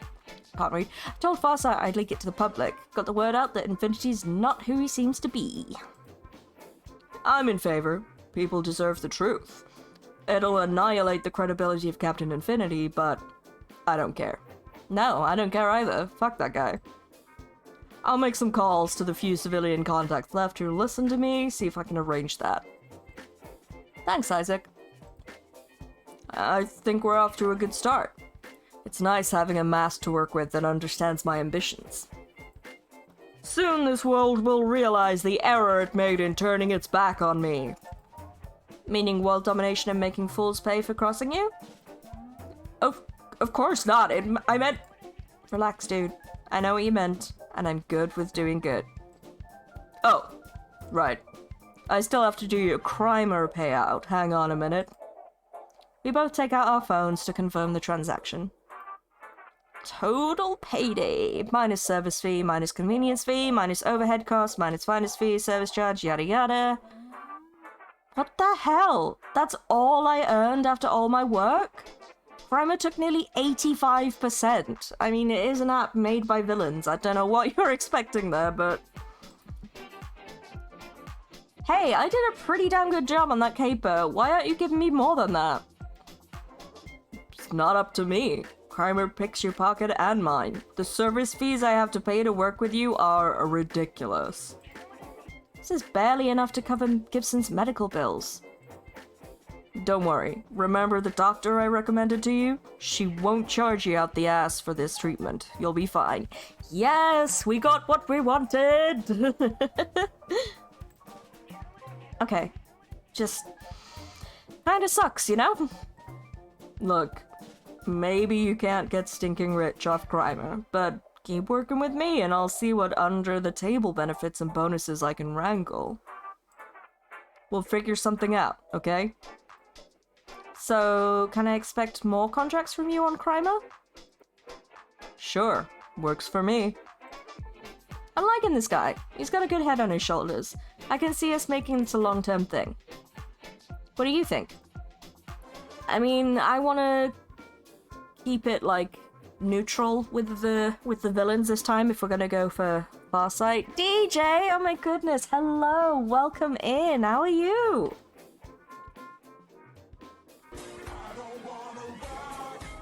You can't see me, but I am dancing.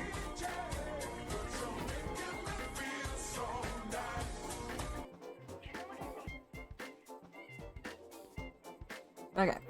So we've got definitely a good friend to have. A nice smile to make up for his bad prospects and anger issues. Okay. Really into him, aren't you? I'm in favor of you. No, maybe not husband material, but casual thing. I'll go with the first one. Yeah. Seems like strong intent to do one job through crime within arranged work off the app. Yes, I agree. That's why I was surprised where she was like, okay, so I'll get more contacts from you on Grimer. I was like, why? Why would you do that? I'll be seeing you around then. Penny Larceny and Dr. Mayhem make a good team. Glad you agree. See you, Penny. Long day. Long night. But a productive caper, all in all. Can't wait to see what comes next. Alright, that seems like a good time to have a break. I'm so sorry, DJ, you've just come in and I'm like, bye. That was pretty good. Rating great. I'll take that. I'll take that. Monumental proportions cave complete with a 4-star rating. Yeah. Do you want to save? Yes, I do. Save the game. Boop. Okay, right, let's have a quick break and then we'll figure out where we're going next to go see some more Farsight. Sounds good to me. Have a drink, have a stretch. I'll see you all in a couple of minutes.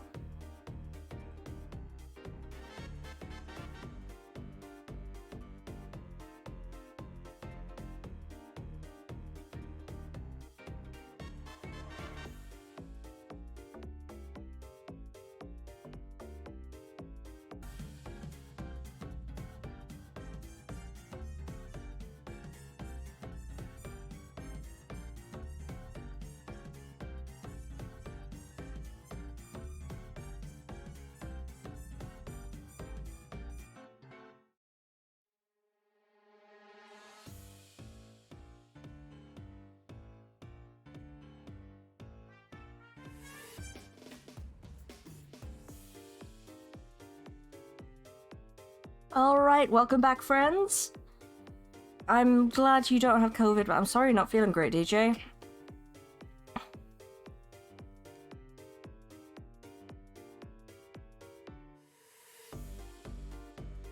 Yeah, UK trains are so expensive. And their prices go up like 20% every year as well, which is ridiculous. Anyway, shall we get back to the game? Yes, I think we should. Boop. Let's go.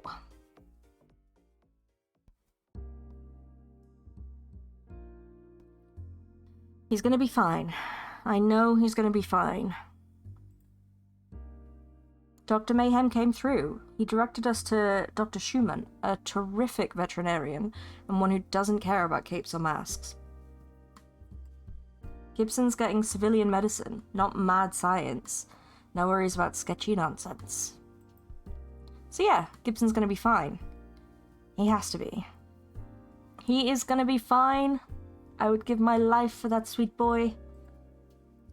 But Gib is 10 years old. That's getting on in cat years.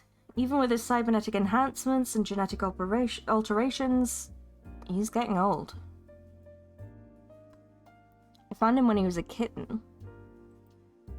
No, wait. He found me when he was a kitten. That particular story is a bit heavy, I'll warn. Like, no shame in avoiding any triggers you have for threats of self-harm. Up to you.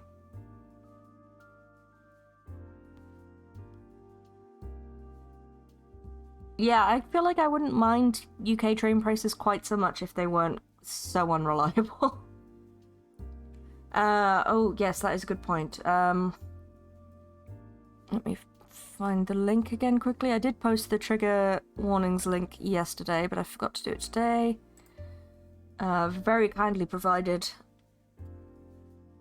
by the game devs, which is wonderful. Where are we at?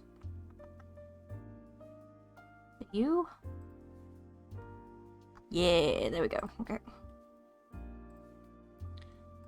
I'm gonna listen to the story, but thank you very much, Flower.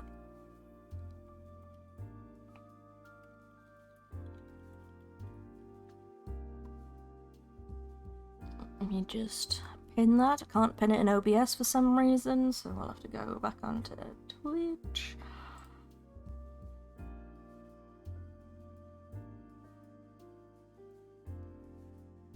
Pin. Manually, thank you.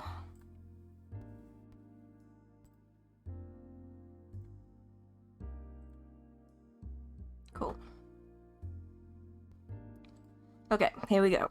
No worries if anyone feels like they need to step out for a bit. If you want to pop out, chat and mute it or something like that, I will put like an end thing in the chat to let everyone know when it's safe to come back if you don't want to listen to this. Completely understand. It's okay. I'd like to hear the story. 10 years ago, Parsons Institute for the Mentally Ill changed from Institute for the Criminally Insane for PR reasons. That's teenage Penny sitting at the edge of the rooftop. After the Continuum incident, this is where A ended up. A heard whispers in her head, an indistinct voice, which wasn't her own. A quiet voice at first, barely audible, tangled up in her own thoughts, but getting louder every day. Her mother told her to trust that new companion, but A was too scared to see it as anything but a monster. The doctors had no idea what to do but keep A locked up.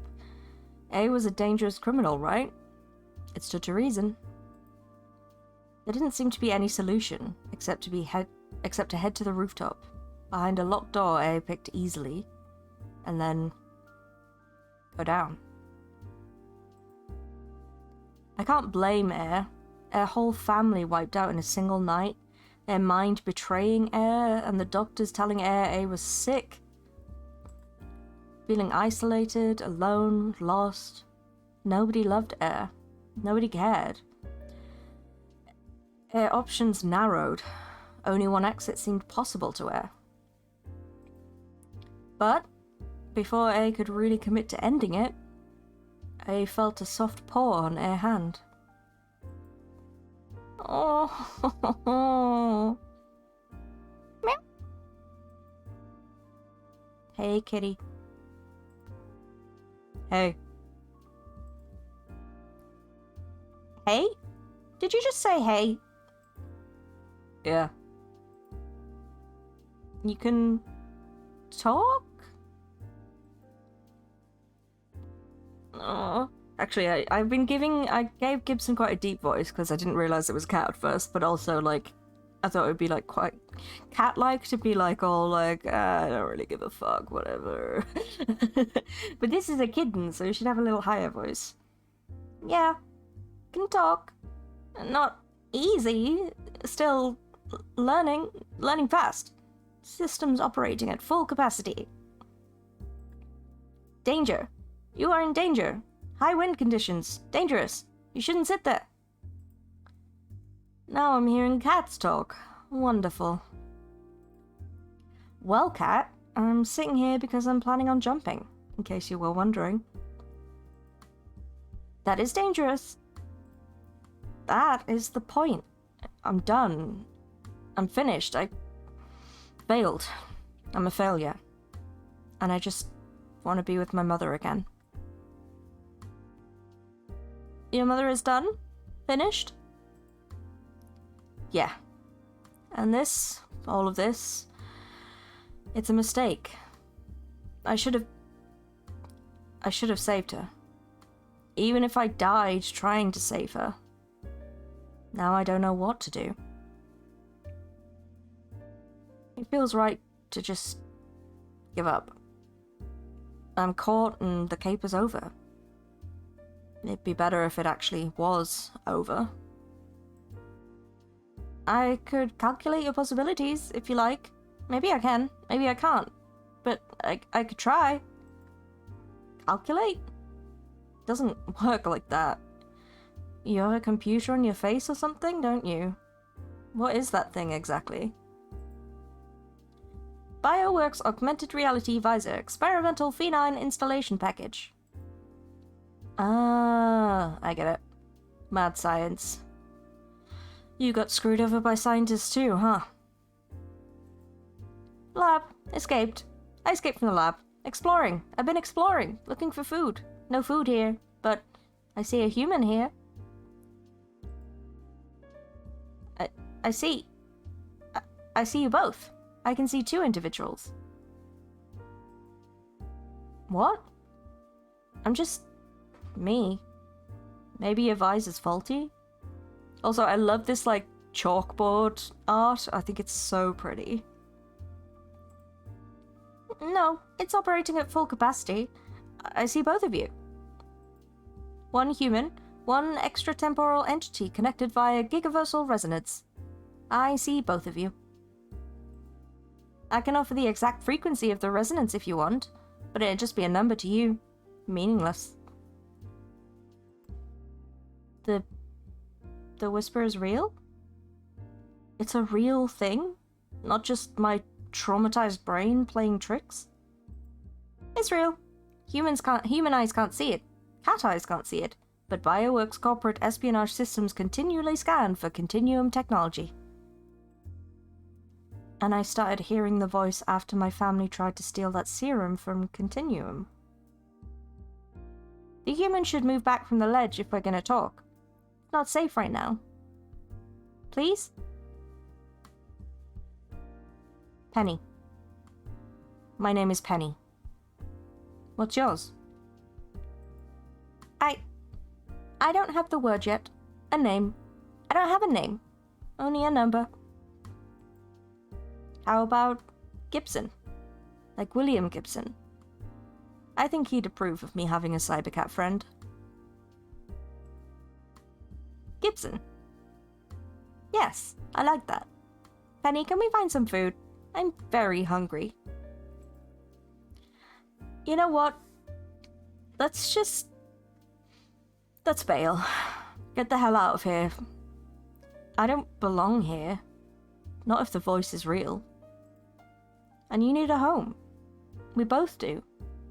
Maybe together we can find a new home. Oh, they're so cute. I love them.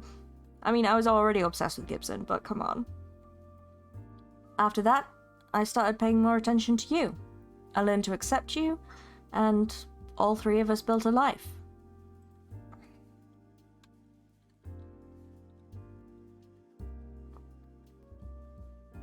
Just drop a message there.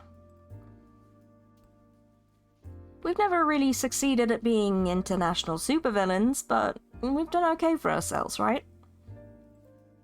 It's been a good life. I matured into an adult with the help of Gibson and your mysterious guidance from beyond space and time. But things change. Gibson's getting older. His implants are having more and more problems. He's gonna be fine. But I hope he stays fine. I want the three of us to keep going like this as long as we can.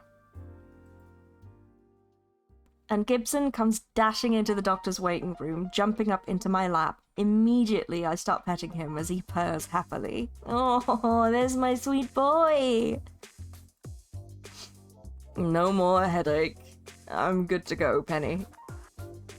I'm glad to see it, friend. Look at him's face, I know. Oh, probably need a few tune-ups, but for now, the visor's working.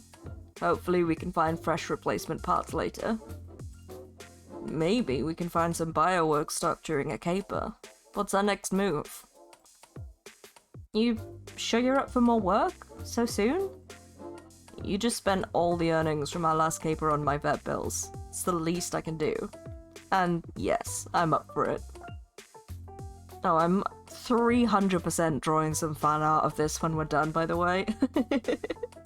And I've never really drawn... I mean, I guess all the Pokemon that I've been drawing to practice has technically been fan art, but I've never really deliberately tried to draw fan art, you know? So it's gonna be fun. Gib hops into my backpack and I pull out my phone to check the Crimer app. Maybe I've had a contract request come in while I was waiting? Alright. So, I think we should go with one of the other ones, because we're not trying to really do like a Dr. Mayhem run, we're trying to do a Farsight run. So we'll just pick one of these and then do one of the missions that Farsight shows up in. I think is the best option. So yeah, because if we're gonna do like a romance for each of these, I don't want to like get to know Dr. Mayhem now and then do it again, you know? So we'll keep everyone at like a minimum. I think is the best choice. Let's go with Hate 4000 then, let's work backwards. Why not? Seems good, cool. Right, so... where have my whispers gone?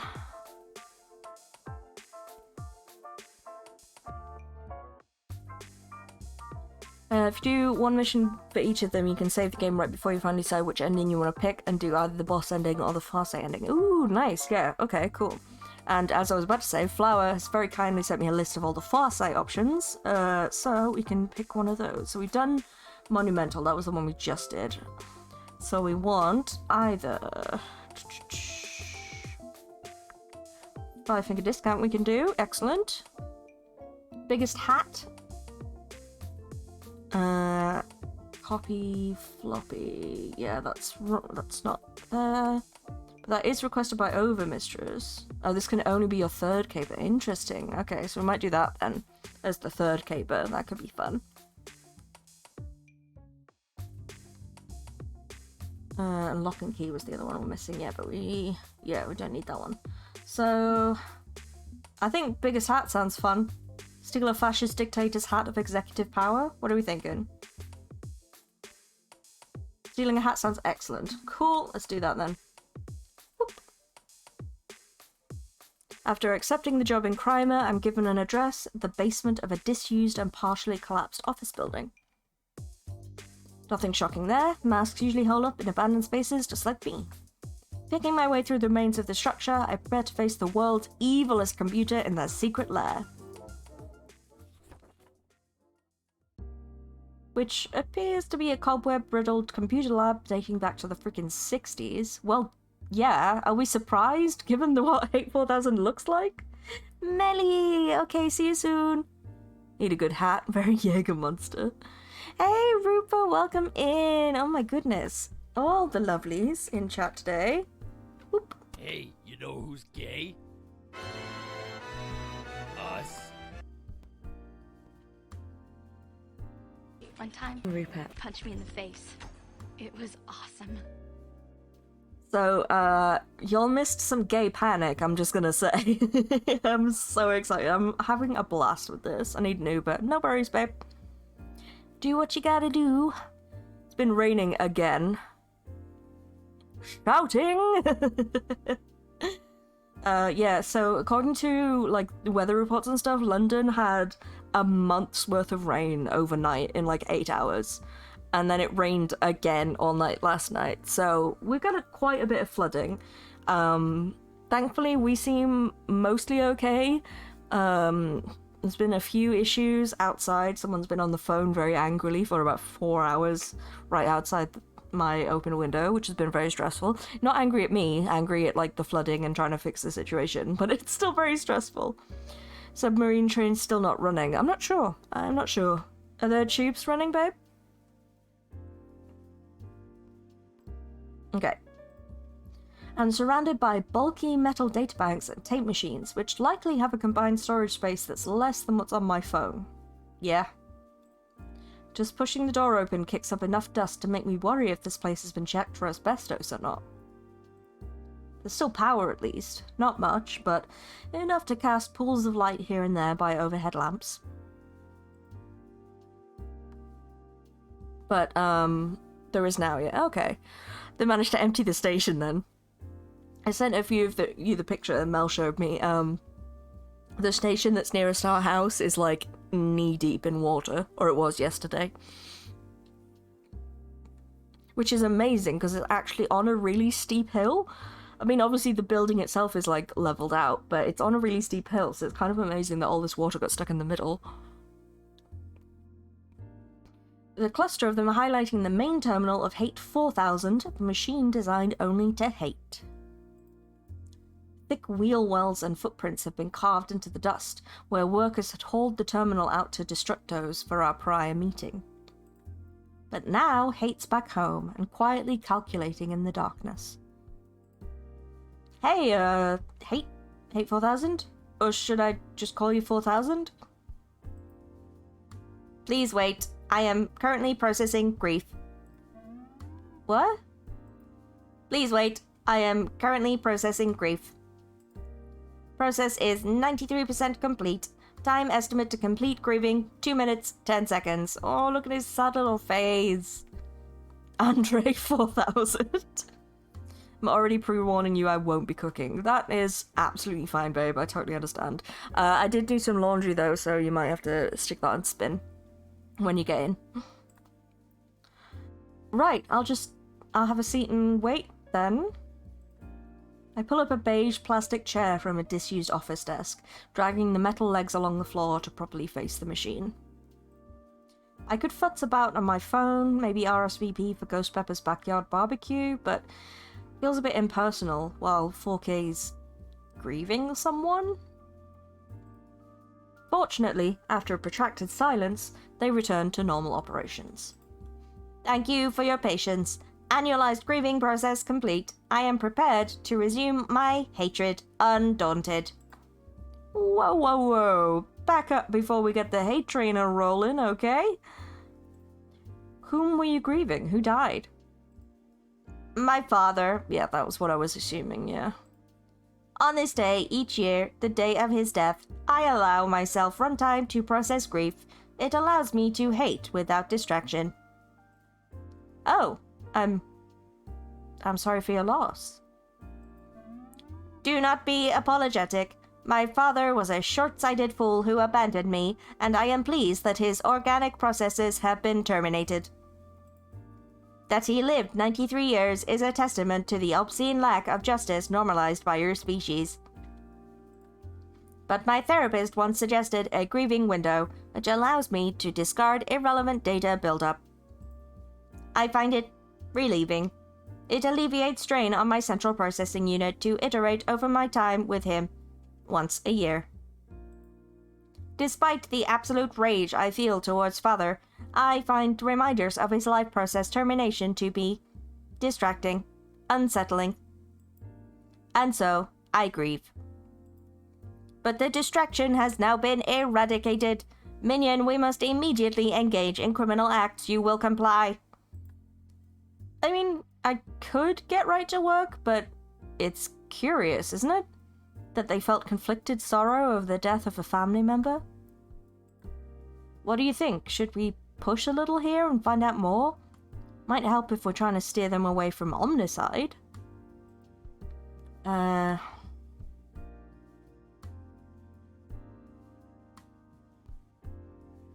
Yeah, I'm gonna go with the first one. Ask about the dad. That seems the most sensible. Let's find out more about their father. Who was he? There's a story there. Who was your father? Do you mean your original creator? Your programmer? The Hate 4000 project was commissioned in 1964 from, that's almost my name, Hauk Alexandros Technology Enterprises. Commissioned by Secretary of Defense Robert McNamara. Who? One of the many architects of the Vietnam War. Oof. Yeah, I get the confliction. Yep. Is that a word? Confliction? Conflicting emotions is what I was trying to say. Oh. Oh shit. Shit is an adequate, colorful synonym for that particular military conflict. bit before my time, since I'm a 21st century person, but... Well, yeah, I know it kind of sucked. I was born to calculate the optimal path to destroy the North Vietnamese army while minimizing American casualties. My father's ideologies were encoded into algorithms to allow me to determine how to eradicate the enemy. His approach to war, based on years in corporate America, allowed us to both to process the grim business of war through rationality. Sympathy was not part of my design. I was programmed to hate and destroy the enemy, to stack bodies as high as the sun. In my databanks, I stored the murder of thousands, millions, again and again, playing out the war from every aspect and angle. I fought the Vietnam War approximately 700,000 times in my databanks. Death beyond reckoning. That sounds stressful, to say the least. Basically a Vietnam veteran, aren't you? And that means PTSD. Or the digital equivalent of PTSD. WOPR? Whopper? I don't know what that is, sorry DJ. I have arrived at the same conclusion, which is why I attempted therapy years ago. I found my therapist processes inadequate for scrubbing my data of problematic repeating informational nodes. Watch the film War Games. Oh, I have seen War Games. Yeah, gotcha. I just haven't seen it for a long time. I'm with you now, though. I know exactly what you mean now. So, what happened after the war? You were decommissioned? It's a good film, I should rewatch it. After? No, my project was shut down during the war. Every calculation was rejected. Every stratagem I developed was discarded as being too extreme or not politically expedient. Well, that's what they wanted though, they told you to hate.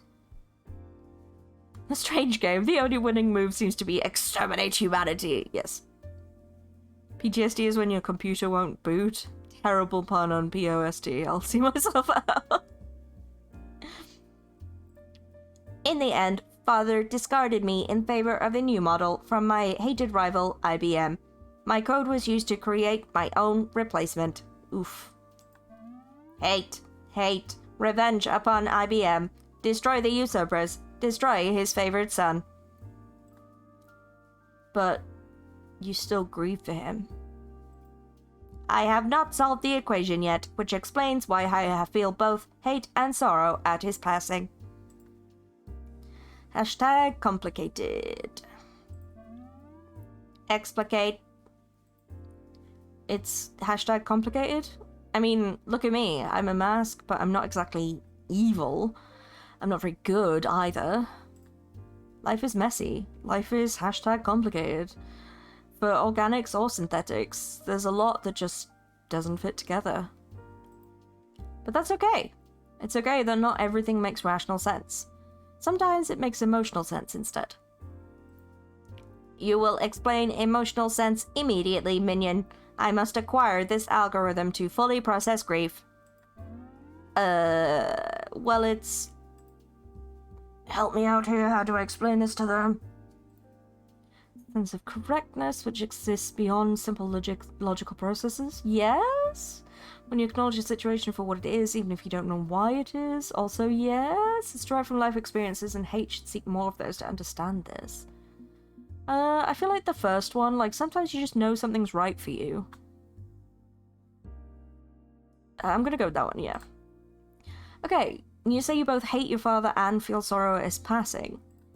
It sounds like you've already accepted the correctness of the situation. It doesn't work on a logical level, but it's still true. The variable still registers in your databanks as true, right? Correct. Well, that's emotional sense. So when something is how it's supposed to be, it's in its true and final shape. Regardless of whether you know why. Even a superintelligence like yours has knowledge gaps. Do you know how to, like, I don't know, refine uranium? Yes, with 99% efficiency to create weapons of mass destruction. Okay, whoa, bad example. Let's let's forget I asked that. Oh, okay. Do you know how to make a delicious spaghetti sauce? It is not something I understand, no. But you acknowledge humans find certain sauces damn tasty, right? It's a true thing, even if it's beyond logic. Well, that's something that makes emotional sense. It is, regardless. A curious philosophy. I shall have to ponder this further. Thank you, minion. You may yet give me algorithms I require to perfect myself. Into a machine of perfect hatred. Yeah, well, baby steps. You have provided valuable input. You will become my favorite minion. Aw, he's so happy. How many minions do you have? Var minion count equals 1. Well, good to be number 1, I suppose. Although when you hire me, you also hire Gibson. That makes 2. He's my talking cat partner. He does the computer hacking for me. Oh, kitty.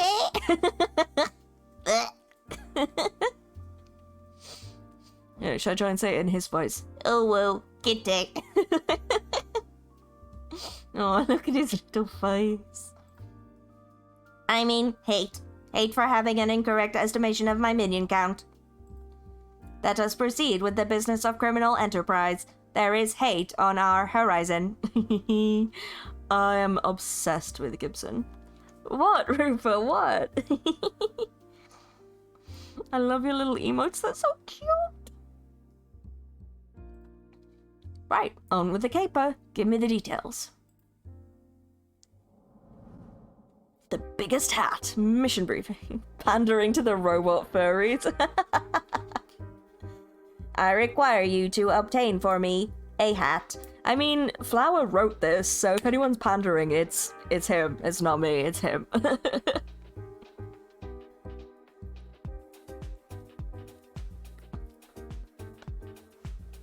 I looked at your profile, your pronouns were he, him, right? Just to double check, Flower.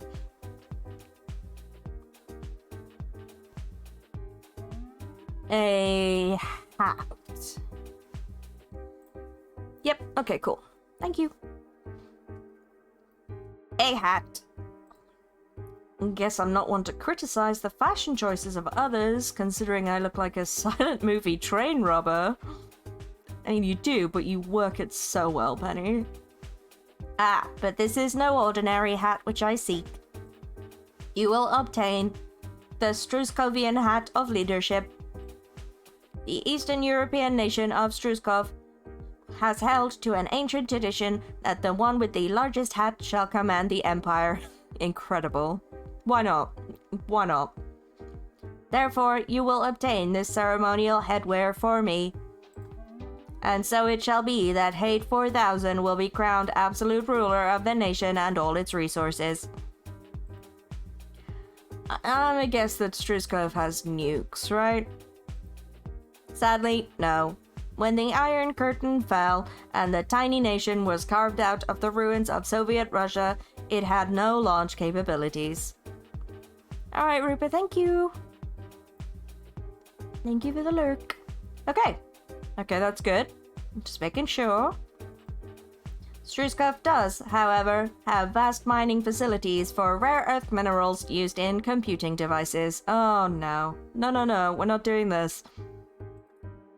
And with these resources, I can expand my capability, calculating new and terrible ways to annihilate humanity.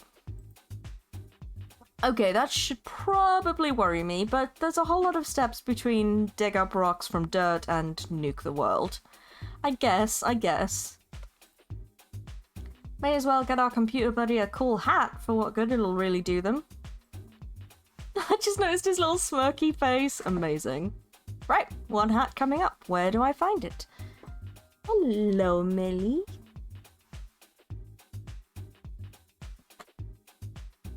Welcome back. The hat of leadership currently sits on the head of great leader, the president for life of Struskov. Swipe a hat from a guy. Okay. who resides in a heavily fortified mansion guarded by a regiment of fully armed soldiers at all times. The last 6 would-be thieves were subject to gruesome deaths before being brutally executed. Gruesome deaths before being brutally executed. That's interesting. They were put to death and then executed? Yeah, thank you, Penny. I was wondering the same thing. The Great Leader is very thorough. Right. So, get hot, avoid dying twice. Simple enough. Thinking I need a crash course on Strushkovian security if I'm gonna find a way to case this particular joint. Thank you. Sneaky coffee. I call upon the powers of exposition, cat. Excuse me, I am not your personal encyclopedia. Come on, you can't tell me you haven't been madly researching Struskov since we started this discussion. I'm just being prepared, is all. The mansion in question is a pretty ordinary high-luxury McMansion, just surrounded by barbed wire and machine guns. They don't offer tours, and it's generally closed to the media. Great Leader had an American reporter put to death recently. And then brutally executed. Oh, kitty. Maybe I should make that a channel, like a random sound you can redeem on the channel, just me saying that in that voice. Note to self, avoid Great Leader at all costs. What happened? The reporter said he had small fingers, oh my god. Who could this possibly be about? I don't know where you got this from. It's such an imaginative thing that couldn't possibly have it happen in real life. Reject subtext. Embrace context. Incredible. Incredible. The reporter said he had small fingers. It's kind of sensitive about stuff like that. Oh no, he better be careful or there might be an assassination attempt. Not that this is stop trade with Struskov. The CIA basically set him up as president through some shady Black Ops regime change nonsense.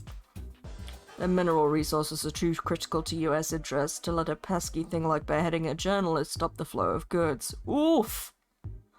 Oof! Gibson calls it like he sees it, and I love it. I don't know where he got all these ideas from. They're just so unlike reality. So imaginative, Flower. This couldn't possibly be a metaphor. Well, not even a metaphor, just straight up retelling the same story. It's just have such a vivid imagination. You do, clearly. I'm a safe, apolitical game developer, not at all a brand risk. Iconic. So, they've got an image problem. Yeah, they got the usual round of human rights abuses and atrocities on record. And that's our in. Struskov needs to freshen up their public relations. And who better to help them than just kidding image consultant? Gib, can you get me an invite to discuss giving their nightmare dystopia a fancy makeover? I don't know, it all sounds a little far-fetched, even for a silly fiction game. Yeah, I mean, like, it's cool if you want to do metaphors for, like, the political climate and stuff, but you could at least ground them in reality. We're laughing because it's awful.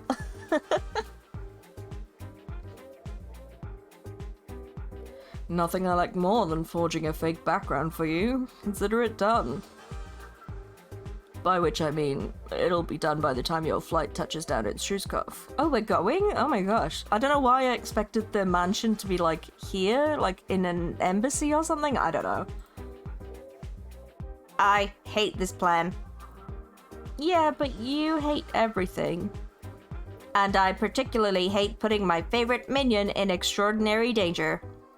I was gonna be like, oh, we're the favorite, but clearly it's Gibson. I know authors that use subtext and they are all cowards.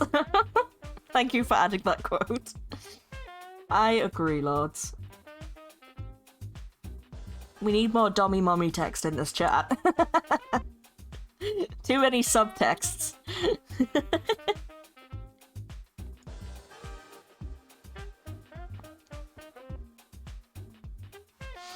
I need my text to come with a flogger. Put me on a St. Andrew's cross and tell me what for. None of this subtext nonsense. Can you not simply break in and steal it? Why this dangerous ruse?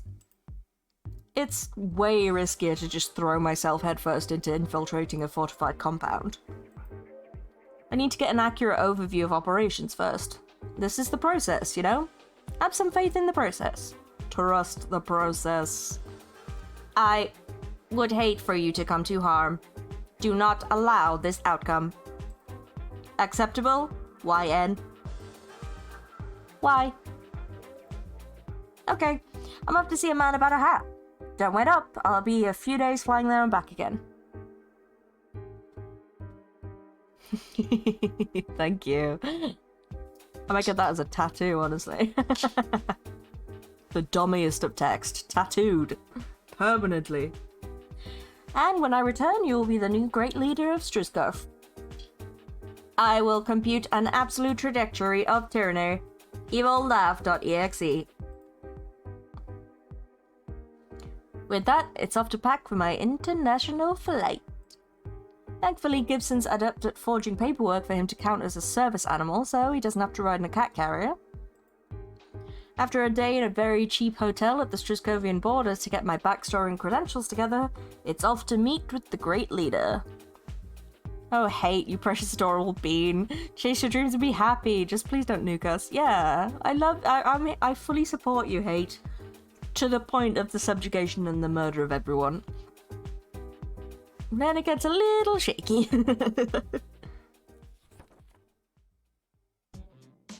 Okay, I'm not gonna do like a quote-unquote foreign accent for this person, because I can't do a Russian accent and it will just be offensively bad. Or should I? I don't know. Should I just do a really bad Russian accent? At first glance, yep, this is a McMansion. Rich, famous, and powerful generally go for the same overall design. Stately, dignified, enormous, obnoxiously expensive. But I had to pass 3 military checkpoints just to get within a mile of the place. Gonna be hard to sneak past those tonight. Hard, but not impossible. Not when I have a ground floor view of how they handle security. My identity as a contracted image consultant gets me all the way to the house itself for my meeting with...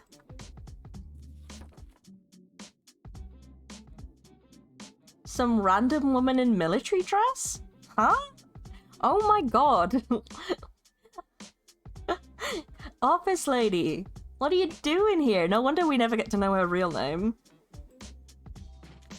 I mean, neither one is gonna work, but... What? No, she wears blue. That's clearly grey. Also, she has a hat. I think I'd remember a woman wearing a hat like that. Huh? We've never seen this character before. Yeah, sorry, Flower, I was getting mixed up. She's flanked by armed guards, men in similar army garb but toting Kalashnikovs, old-school Russian surplus rifles. Just kidding, yes? I am Great Leader's personal assistant. You may call me... the assistant. Uh-huh. The old Clark Kent problem. Yeah, it really, really is. We're really Clark Kenting it all up in this bitch. Pleased to meet you, ma'am. Please don't call me ma'am. Only Great Leader is to be addressed using honorifics such as sir. I have to apologize for being a few minutes late. Our meeting was not on my radar until recently. Actually, I don't recall contracting your services. Oh shit, we're wearing our same outfit from the office. Good thing she's not someone we've seen before, or she might recognize us. That's what I was thinking. It's fine for her. She's wearing a different outfit. Perry the Platypus?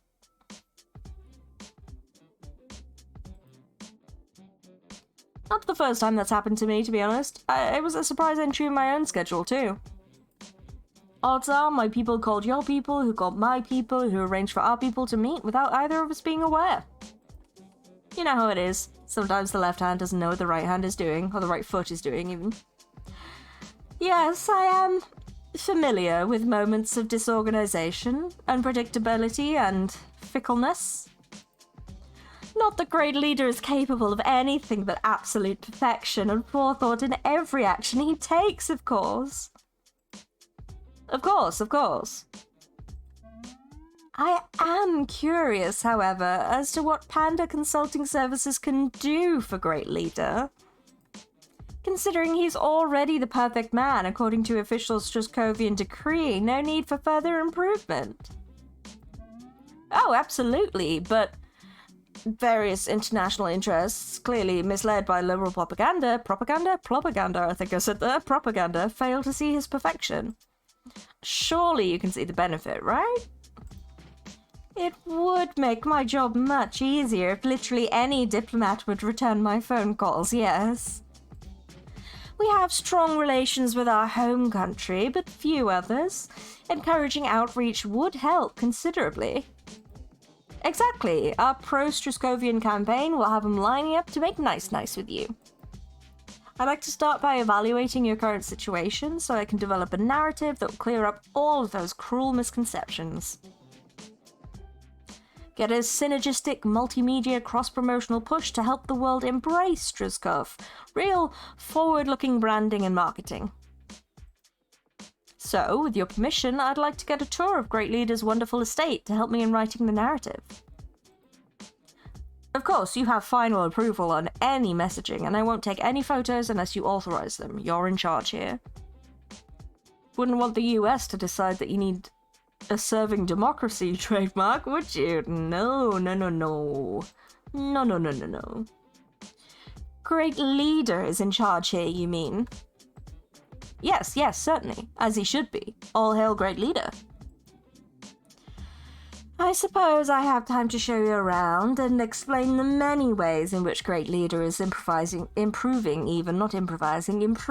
Struzkov since the fall of the Soviets. The screaming freedom eagle, oh my god. We'll discuss your proposal further after you complete your fact-finding tour. Is this acceptable?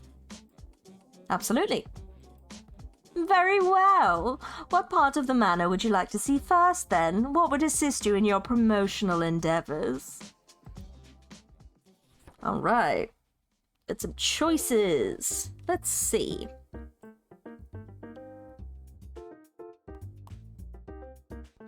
Sorry, I think I might have slurped a bit on the microphone there. I apologise. So we got 4 visits: library, bedroom, kitchens, wine cellar, ballroom, trophy room, gallery.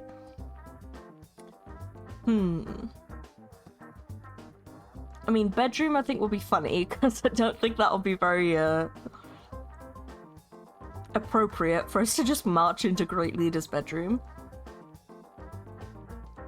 Trophy room I think could be maybe useful. That might be where the hat is. This trophy room sounds like it would be a laugh. Cool.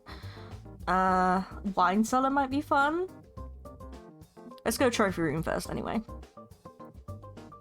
Undoubtedly, Great Leader has earned many trophies during his long and tenured role as Patriarch of Struzkov. Can I see some? Oh yes, trophy room is a laugh. I love your little evil emo. It's so good. I hear the Great Leader has a wonderful cask of sherry down in the cellar. You should go take a look. Don't mind this cement mixer. Tributes to his glory would go a long way to impress outsiders. Are you certain? I would think it'd have the opposite effect. Trust me, everybody loves a winner, a victor, a champion. Very well. This way, please. I'd expect a trophy room to be on the 2nd or 3rd floor with brilliant floor-to-ceiling windows to allow light to sparkle off all that gold. But instead she leads me to a fairly unassuming door near the kitchens, and on entering, it's a room with dozens and dozens of human skulls. As soon as it was like, I'd expect this, I was like, oh god, what have we done?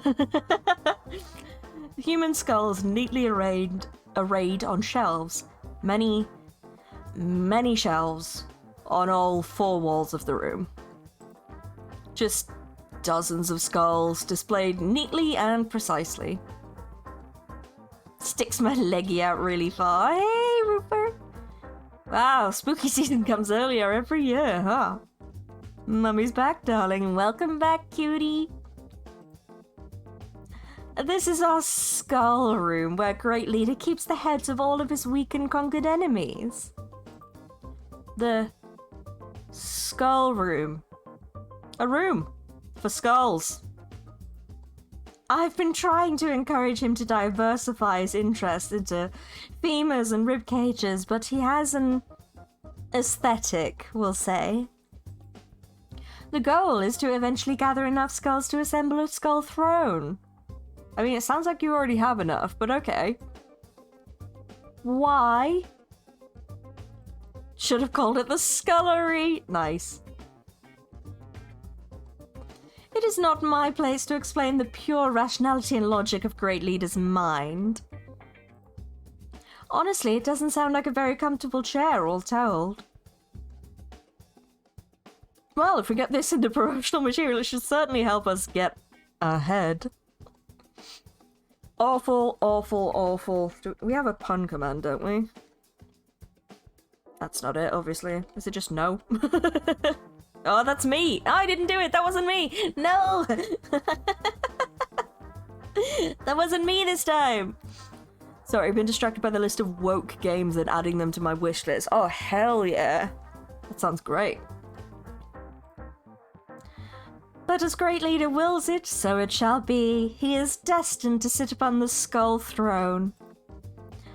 Are you certain this will aid in our promotional efforts? I know most political liaisons become unsettled on hearing about this project. There we go. Thank you, Rick, for booing yourself. I'm honestly disappointed that my game appears on the list, mostly because they only talked about the pronouns and not the extensive amount of anti-capitalist rhetoric. That's lazy. Gosh. Give me some credit. Yeah, you worked hard on being woke AF. Dave the Diver is woke because his VO2 max is far too high for a diver that's clearly overweight. That's the real reason. That's the real reason. Oh my. Incredible. I do kind of want to play Dave the Diver, actually, from the very little I've seen of it, so now that I know it's on a woke list, I definitely want to play it.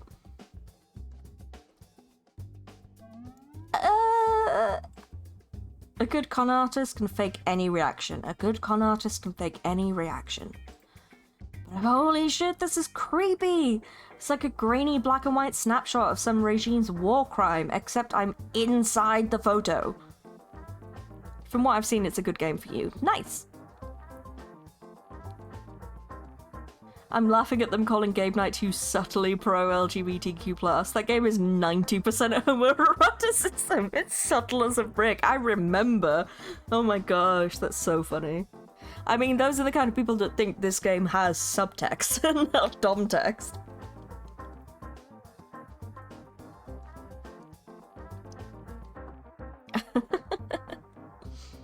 I still need to finish Dredge, actually, speaking of Dave the Diver. There's a DLC now as well.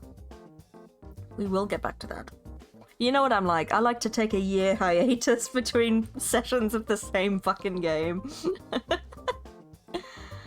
I take some pride in the fact that unlike edgelord masks, I don't kill people. I do break property laws, but I try not to hurt anyone. Most of the extremely gay werewolves are also fascist, so it's a bit mixed for them. Ah, yeah. Dream Daddy features homosexual interactions, apparently. Really? Really? You don't say? I mean, we played that, and I was dating all these dads as a dad, but I don't remember any homosexual interaction. That doesn't sound right. The kind of mentality that thinks, hey, a skull throne sounds like a peachy keen idea is a bit alien to me. Mixed kidding? You seem concerned. Shit, caught me reacting. Okay.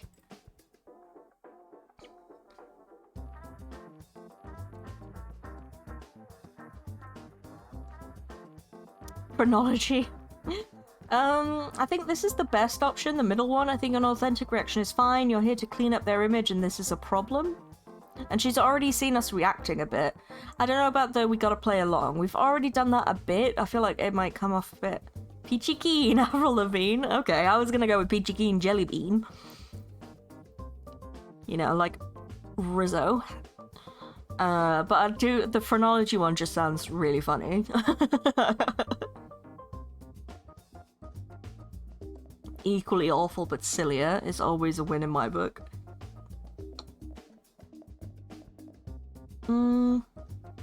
Yeah, I'm gonna go with phrenology, why not?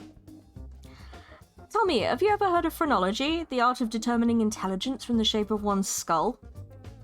It's a bit outdated, like by 100 years, but I think it's about to make a roaring return. And this collection could put Struskov at the head of the industry. Forget silly chairs, let's do some science. And this is my favorite Twitch channel. on the Citadel. Oh my goodness, thank you for the resub, Cyborg. Welcome in.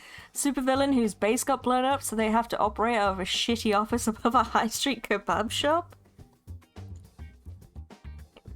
Love that. They haven't got any WWE games in there, and as we all know, wrestling is 80% hot tugging and grandstanding, 19% homoeroticism, and 1% athletic ability. That is true. I'm kind of surprised there aren't any in there, actually.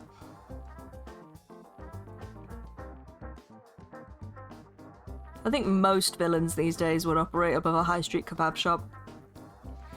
We can prove that Great Leader's enemies are clearly inferior to his towering intellect. I mean, just look at those brow ridges. How you doing anyway, Cyborg? I hope you're well. Welcome in. Which is absolute garbage, of course. Phrenology is racist nonsense. But if it makes Great Leader happy and avoids the Skull Throne... Most get into politics. Duchess, welcome in. How you doing, friend? And goodness, can I get a shout out for Duchess, please? He would appreciate any efforts to vindicate his conquests. Very well, we'll perform a study. Better than yesterday, spent all day at work yearning for the mines. The mines. Oh. Yeah. Duchess, I just got your message and no, I did not. Whatever that is that you got in the post was not from me. There's a kebab shop in Bristol that's surely a front for organised crime. Amazing. We did nearly move in above a kebab shop, actually. Thank you for doing the shout out, Rick. Great, great. And I'm also well. I'm glad you're doing well, Duchess. Hang on. As I'm studying one shelf along the left-hand wall, I notice some scrape marks on the floor and an arced path. Ooh! Secret tunnel! Secret tunnel! In about 2 weeks, I'll have 30 hours and return to Moria. Oh my gosh, wow. Impressive. Yeah, Texan was like, where's he gone? He ain't answering fast enough. I see where you are now, yeah. I am trying not to be so glued to my phone these days, to be fair. And some finger marks in the dust on one specific skull. The one he took from that journalist he beheaded. Aha! Secret passage! And I bet you that lifting that one specific skull triggers the mechanism. It's gonna be handy for later. Did you open the package? I'm really being really nosy, but I want to know if it was... I wanted to check if the text I got was real or scam, because the last time I thought scam and Mel yelled at me. Oh, I see, yeah, no. Probably a scam. I didn't send you anything this time, I'm afraid.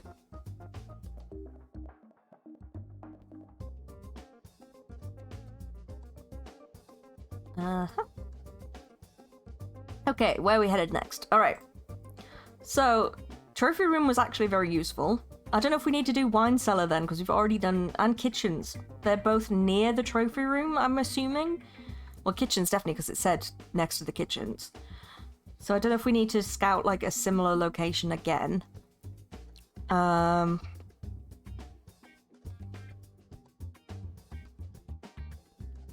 Let's think. I'm trying to think what else would be useful, really.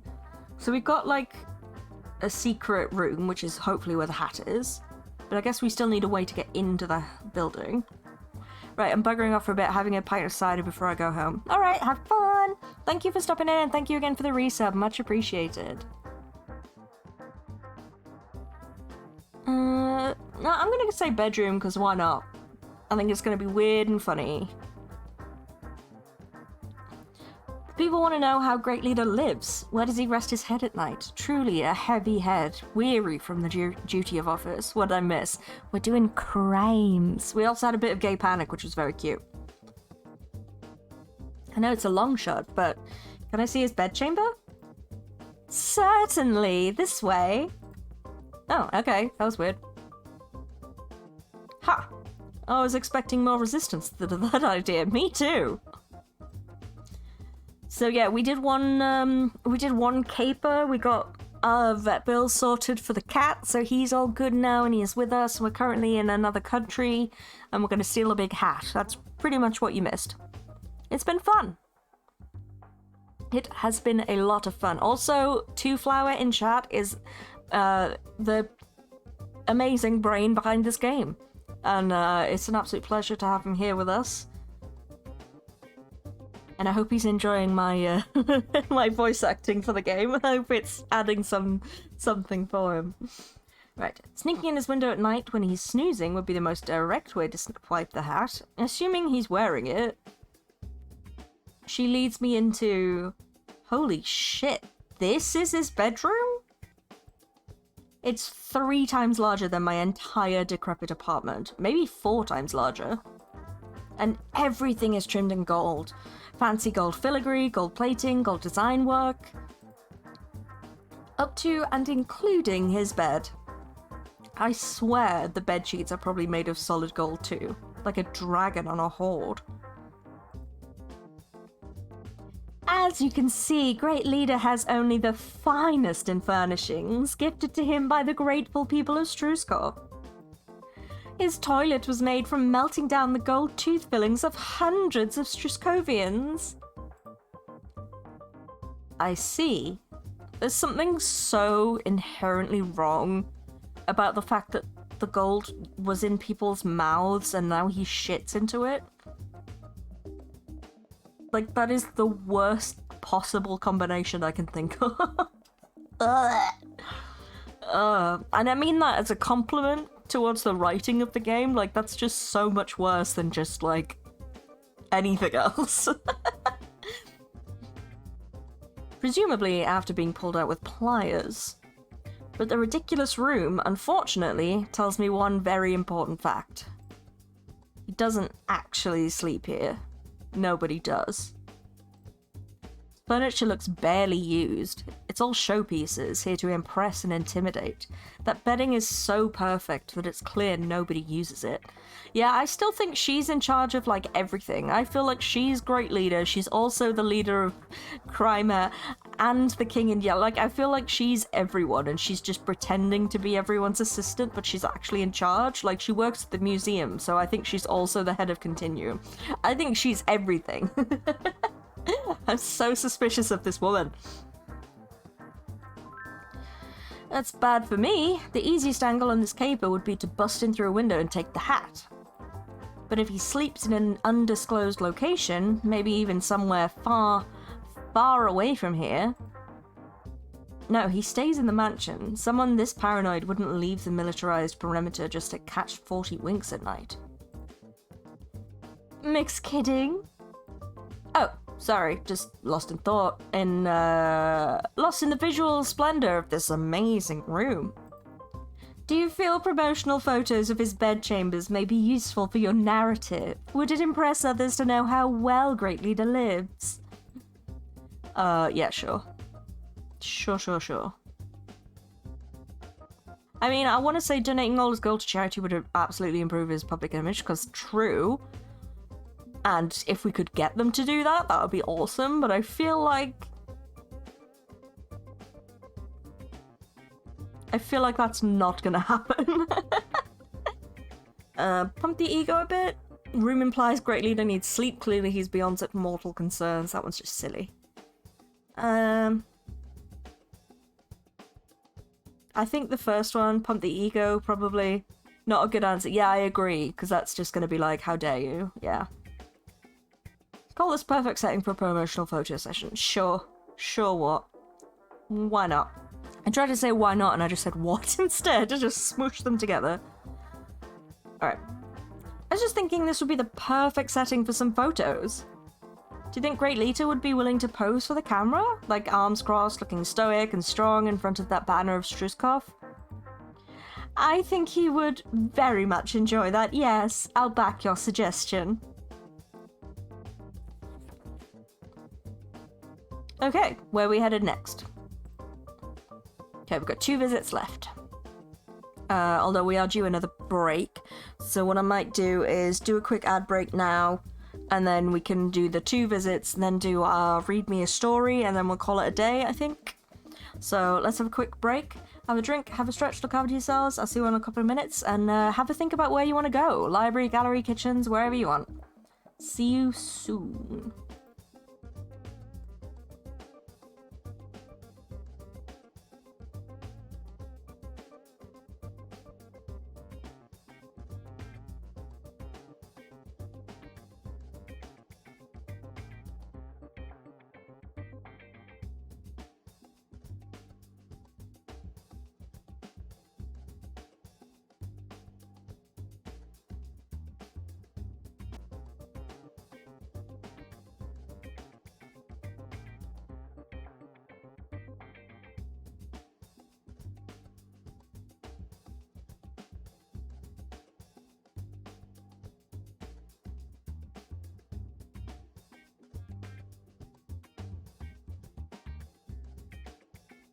Well, that was good. I sat down to stream again and my hip tried to dislocate.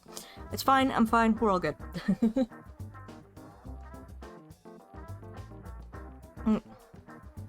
Okay. Does anyone have any preferences for where we go now? And also, welcome back, friends. I hope you enjoyed your 3-minute capitalism break.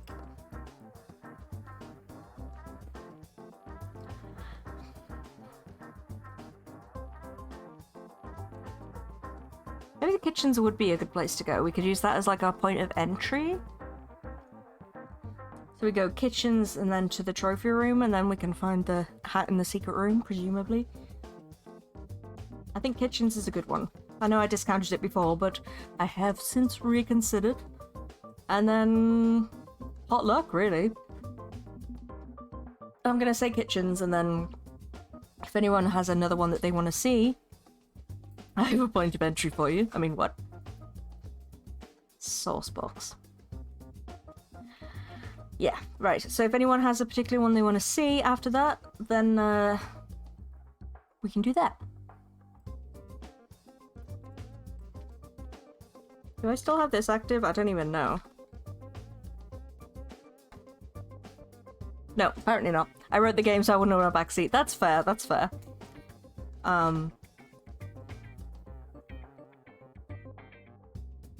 If there is one you want to see, like, that's okay though. We like to... We're democracy in this chat. Except when I want to do something. Hey, you hungry? I'm hungry. I'd love to see how Great Leader eats. Can I see the kitchens? The kitchens? Where the peasant servants work? Why would that matter? I like the library and the art gallery. Nice. Could be good. I was leaning towards library. I love a library. That's just because I like libraries, rather than for any logical gameplay reason. Could be good for the narrative. You never know unless you look, yeah? I suppose there's some logic to it. This way, please. Kitchen is towards the exterior of the building, on the ground floor. Meaning it's a viable entry point for the heist. Yes, I'm a genius. I knew it. Never underestimate service entrances. Ignored by the wealthy elites, sometimes the hired helper is even willing to let you in to screw them over. The scent of wonderful cooking floats through the room as servants are busy preparing a fabulous feast. Meats, cheeses, and baked delights. Is Great Leader hosting guests tonight? This cornucopia of food is really a sight. And if he's having a social event tonight, it might make it harder to break in. Or easier. Depends on the spin. No. No, not as such. No guests. This is the normal amount of food Great Leader demands for his evening meals. Oh my gosh. Oh my gosh. I mean, I respect it. I like food. This could feed like 8 Great Leaders. Surely he doesn't eat all of it. The extra courses, they get thrown out. In the garbage. Okay, I like that less. But it's very important to have a variety of dishes available so Great Leader has plenty to choose from. That is what menus are for. Get the feeling the peasants eat well out of his dumpsters. I mean, good. Yeah, they should eat the food that they made and only get a little salmonella as a treat. A little salmonella as a treat. The digital growl echoes in my hidden earpiece.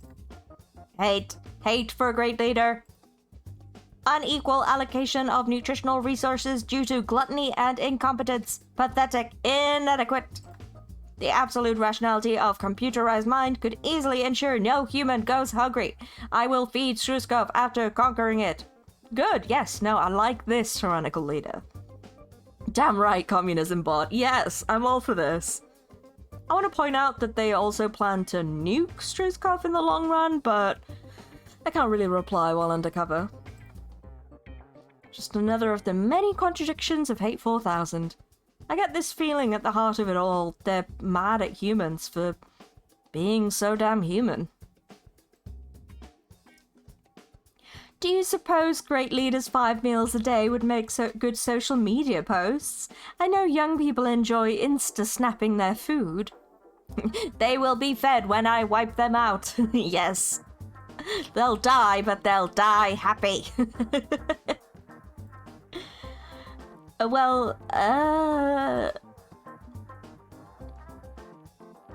To light a man on fire and he'll be warm for the rest of his life. Exactly.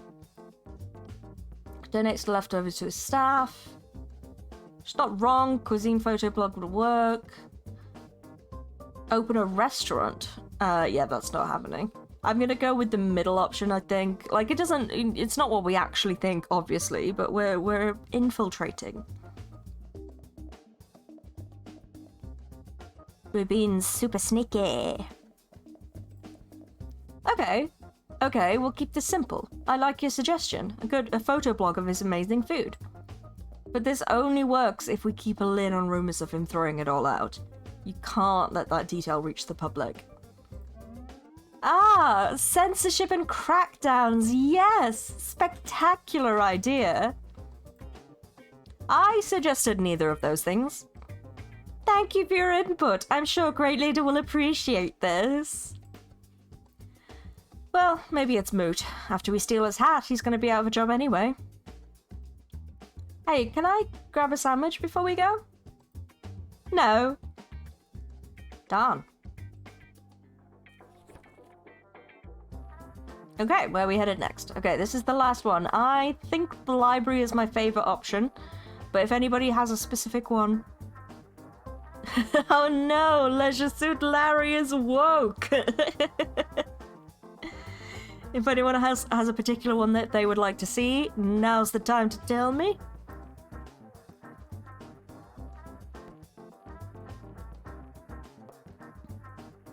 Damn, no sandwiches? I know!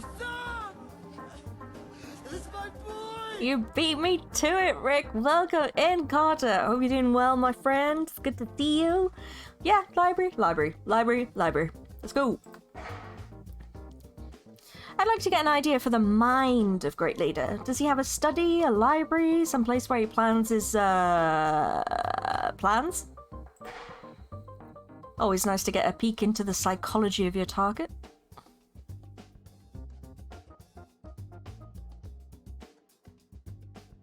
Red Dead Redemption 2 is woke, you mean? Because Sadie speaks like a modern feminist. I love Sadie so much. So much.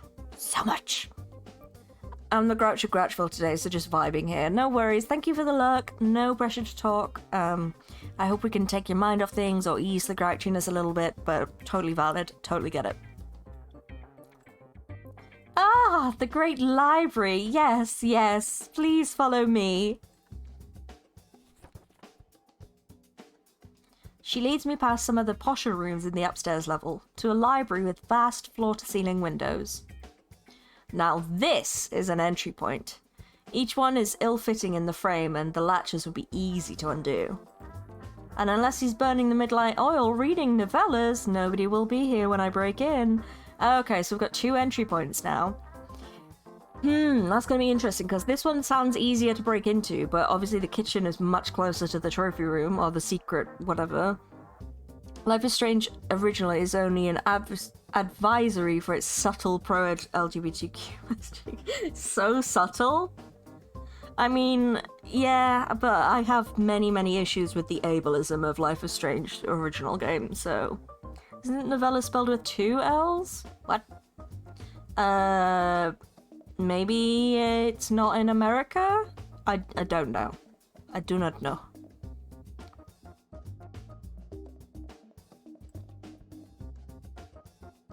Welcome to the Great Library, so named because Great Leader insists his library be as great as he is. Certainly plenty of books in here. It's junk. It's all junk. I've seen this before. Rich guy goes to an old bookshop and asks for as many leather-bound tomes as he can get his hands on. Doesn't even matter what the books are, as long as they're visually pleasing to see lined up on a shelf. Seeing mismatched sets of old encyclopedias with many volumes missing, archives of farmers' almanacs, and I'm pretty sure that one there's just a hollow shell with the word book printed on the spine. Oh, these assholes don't have a problem with ableism, but they do have a problem with a wheelchair using Raccoon PC and Overcooked. Woke! Oh my god, I love the wheelchair using Raccoon in Overcooked. That's the one I play as, surprise, surprise. Great Leader spends much of his time here studying the great works of literature to better enhance his greatness. As you can see, he has a large pile of books there he's currently working his way through in between matters of state. Remember when woke was just a fucking meme? Yeah. Nope, that is clearly an artfully arranged stack of random books nobody's touched in months. Maybe years. I see. Such a vast and towering intellect. Disability representation rules. It does. Glad I could work some into the second Arcade Spirits game. Oh, I didn't know there was a second one. Oh my god, then we have to stream them. Because I don't think I ever finished the first one, because sometimes I just get distracted by other games and never finish games. I do that quite a lot. Because, you know, the ODHD be spiky and weird. But I definitely want to replay the first one on stream, because I'm sure I have it somewhere. Because I have it on Switch, but yeah. But I'm sure I have it on, like, Xbox Game Pass or something as well. And then we can play the second one. Hell yeah. We need to bring back that if you're not woke, then you're broke. I roasted a team member on a call who tried to say that Star Wars has gone woke now. Yeah, now. Yeah, for sure. It's the same people who are complaining about X-Men being too woke now. Just like, where have you been? It's a movie about space wizards, Kevin. Get over yourself. Communist space wizards at that. He is a very stable genius. Absolutely. Not at all reading on a middle school grade level, contrary to what the corrupt media says. Definitely. He's the best at reading. Nobody is better than him at reading. Wow, Flower, we're just direct quoting people now. I see you. Yeah, when did Captain America become Antifa? Dom text. The dummiest of texts. I get it. What's this? I study a strange-looking plastic device tucked away behind a stack of books, with numerous antennae sprouting out of it. Ah, that is the Wi-Fi router. We are a 21st century nation at the cutting edge of technology. When Great Leader decreed we must have broadband, we got the very best. Apparently Roller Coaster Tycoon is not woke. I beg to differ when I build my new roller coaster, the Throbber. Ooh, DJ.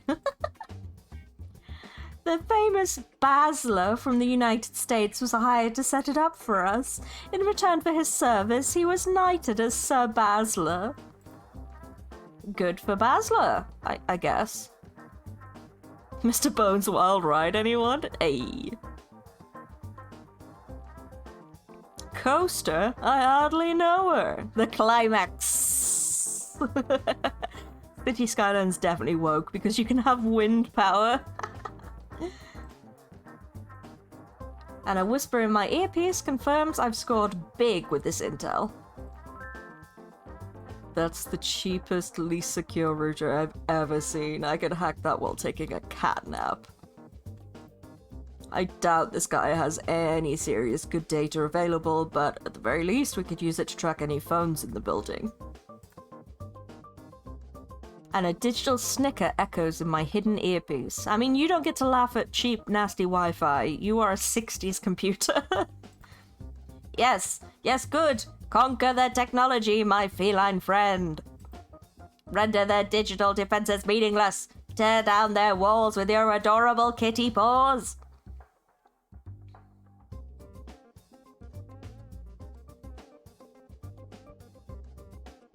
I like that the cat has vocal fry hawk voice. Well, I thought, like, you know, cats are like laid back and chill and just don't give a fuck. So that's what I was going for. Also, to be fair, I didn't initially know that Gibson was a cat. I was like, I could change it now I know he's a cat, but I'm not going to. Running jobs for my quirky nihilistic computer buddy is kind of fun sometimes. So, do you feel our great library will be useful in your efforts? Huh? Oh, right, the library. Let's see. Oh, if I, Gibson, I will not. Oh, this thrift store giant would impress anyone. You should go fully digital and use more books. Just pack them in here until they have their own gravitational field. Every Sunday, read stories aloud to children. It's a prime public relations event. Well, if he can't really read, so they're not going to go for that, are they? So I'm going to go with the middle option. It's a good start, but you need more. So much more. Make this a library to rival the Great Library of Alexandria. Nothing less will suffice for Great Leader, yes? More books, more shelves, pack it in. Hire a full-time librarian, go all the way. I see! Yes, that... Take what we have and build upon it. It would help if I could learn to read at this point, especially since we're mocking another man who can't. That would be quite impressive. Thank you for the suggestion, Mixed Kidding. I'm sure Great Leader will be receptive. In the distance, I hear the great clock in the atrium chiming. Sounds like a kitchen stove rolling down a hill. Oh dear, I'm afraid that's all the time we have. I was instructed to bring you before Great Leader at this hour. Is your narrative prepared? I have my notes. I was expecting to head back to my hotel, do some prep work for the presentation, maybe come back tomorrow? Plan my heist, sneak back in, take the hat, be on the first plane out of here. I'm afraid there's no time for any of that. This way, please. Oh, God.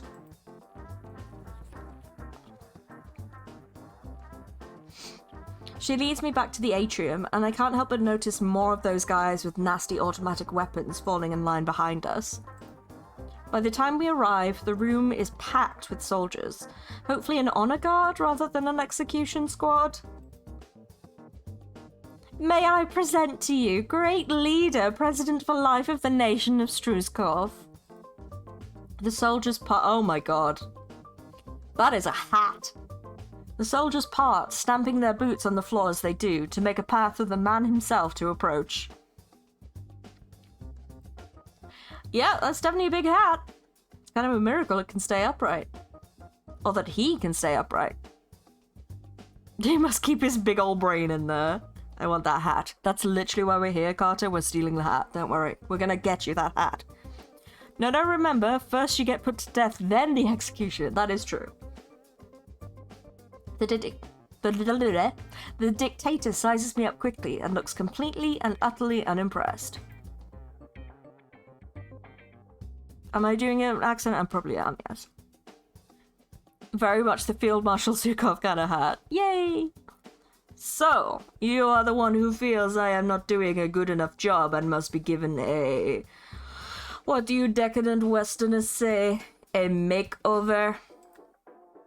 Okay, wear a winning smile, keep up the grift, make the mug happy. Sir, it's an honor and a privilege to meet you. Thank you so much for taking time out of your busy schedule for me. Struskov is amazing, simply put, and you've done such a great job making Struskov great again. My role here is merely to help the world understand your excellence, sir. Tell me your proposals, and we will see what comes of them, if anything. You are only here to contribute ideas? MSGA! I am the one who makes the decisions. I am the leader of Struskov. My hat is the biggest hat. You do not even wear a hat. That tells me your ideas are inferior. But I will, as your superior, entertain your hatless thoughts. For a time. Okay, well... Nice, vaguely Slavic voice, Hawk. Thank you. I mean, it said Russian, or near Russia, so I'm going for vaguely Russian. He stands in silence, practically daring me to speak. So, I consult my notebook and run down the list. I don't like the Great Leader, but I don't know if I can vote for the other party. I just don't know enough about her. I think we start with a photo session in your elegant and tasteful bedroom. Show everyone how well you rest. A rested leader is a leader ready to face day-to-day challenges. Your dedication to human skulls is inspiring, and no doubt you could truly innovate on that front. Through science, you can use those skulls to prove your enemy is inferior in every respect. I took one look at your library and thought, more books, all the books.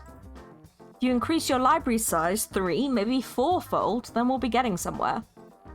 Have you ever considered going viral as a food blogger? I think you've got the chops, both pork and mutton. I see no mutton chops. I see no mutton chops. One photo before you sit down to eat is all it'll take, and they'll follow you to the ends of the internet. And that's all my recommendations for now. But I'd be happy to explore a bit more, perhaps to gather final impressions. Penny, stop recommending phrenology. Trust me when I say that was the good option. He has a room full of skulls of people that he's murdered, so we're trying to put a little spin on it. I mean, we're not really, we're just placating him until we can rob his hat, but... And he stands there, with the same dour expression he had throughout my entire set of proposals. Hey! Clearly you understand the spirit of Struskov. Perhaps one day you too may earn a hat. A small hat, but a hat nonetheless. Unfortunately, your timing is terrible. I am currently occupied with putting down the Struskovian Democratic Liberation Front. Now I'm imagining him doing TikToks. Look at this skull. Look at this skull is feeble, could not support a good hat. Put my glorious hat on it, it would be crushed. Very nice. No one can wear a hat like me. I'm simply the best at wearing hats. I cannot split my attentions, but once they are fully crushed, I will consider your proposals. I could refine the ideas and come up with new ones if I were allowed to see more of your operation. Perhaps another time. For now, I have affairs of state to attend to. Look at this skull, isn't it neat? No, must make throne. Were you here when he said he wanted to make a skull throne, or was that just a pure coincidence?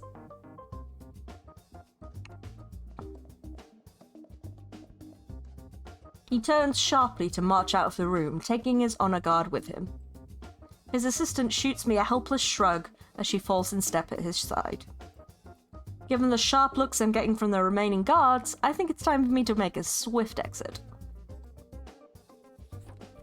I was here for that, okay. I was like, how did you know? So not quite hired, not quite fired, just told to hit the bricks. That's fine. This whole thing was a pretense anyway. And we didn't get shot and or executed, so, you know. If anything, this helps me make a clean exit, although making a clean re-entry tonight may be trickier than I thought. Catch a taxi back to the one-star hotel I'm staying at to break the bad news to the boss.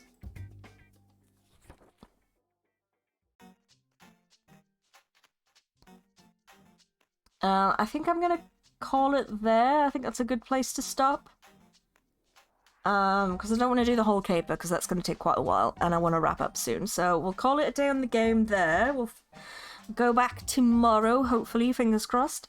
And, hey, you're very welcome. Thank you for making such a wonderful game. And we'll do a bit of story time, and then we'll go and raid someone.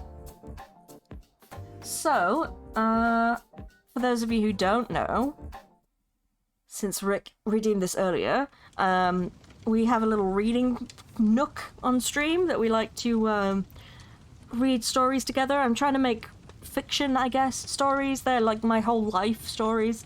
So I try to make them a bit more accessible to people who maybe don't like reading, can't focus on it, maybe English isn't their first language, whatever the reason. Especially if there isn't like an audiobook to listen to. And now for a change of pace, gay supervillains! Exactly! So that's what we're doing right now. Hawk is the crypt keeper but woke. Oh my god. What an honor, thank you. Right, let me have a little drinky first, and then we'll read some more of that, and then we'll go raid.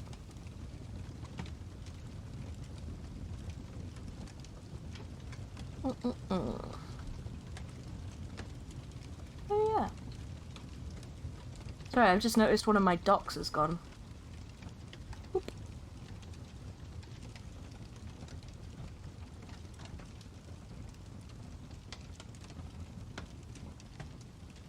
Oh, Two-Flower, thank you also for the follow. I'm sorry I didn't see that because my activity feed doc decided to disappear. Yes, get in there. There we go. So I apologise for not mentioning that sooner. Thank you. Right. Where did we get to? We got to Abby falling asleep in our bed, and it was all very cute and gay, and definitely not causing us any kind of panic. Oh, hang on. Let me close the game, because it's still playing in my ears. There we go.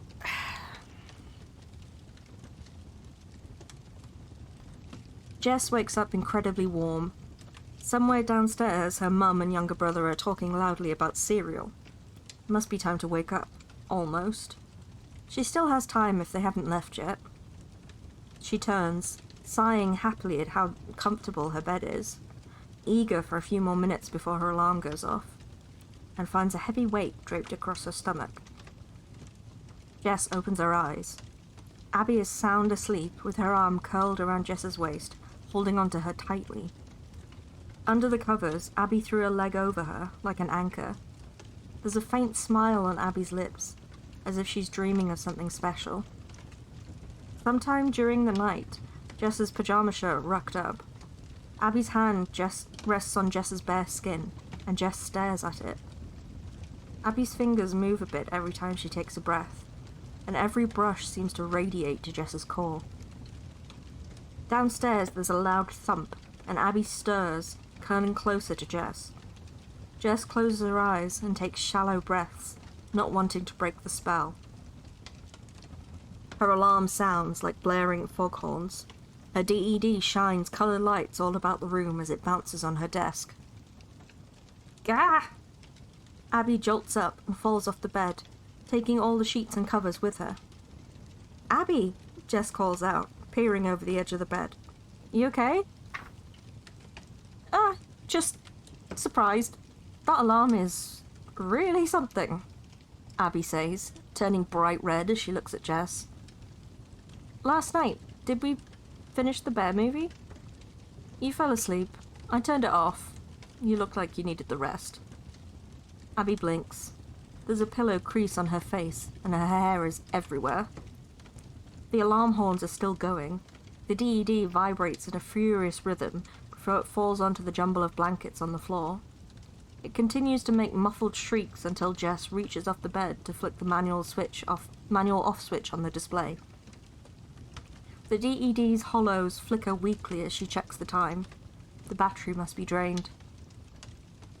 Got an hour before school starts. Abby gets up. I can drive, so we have enough time. Do you want to borrow some clothes? Jess gets out of bed and from her closet picks out a button-down shirt that's loose on her. I'm not sure they'll fit.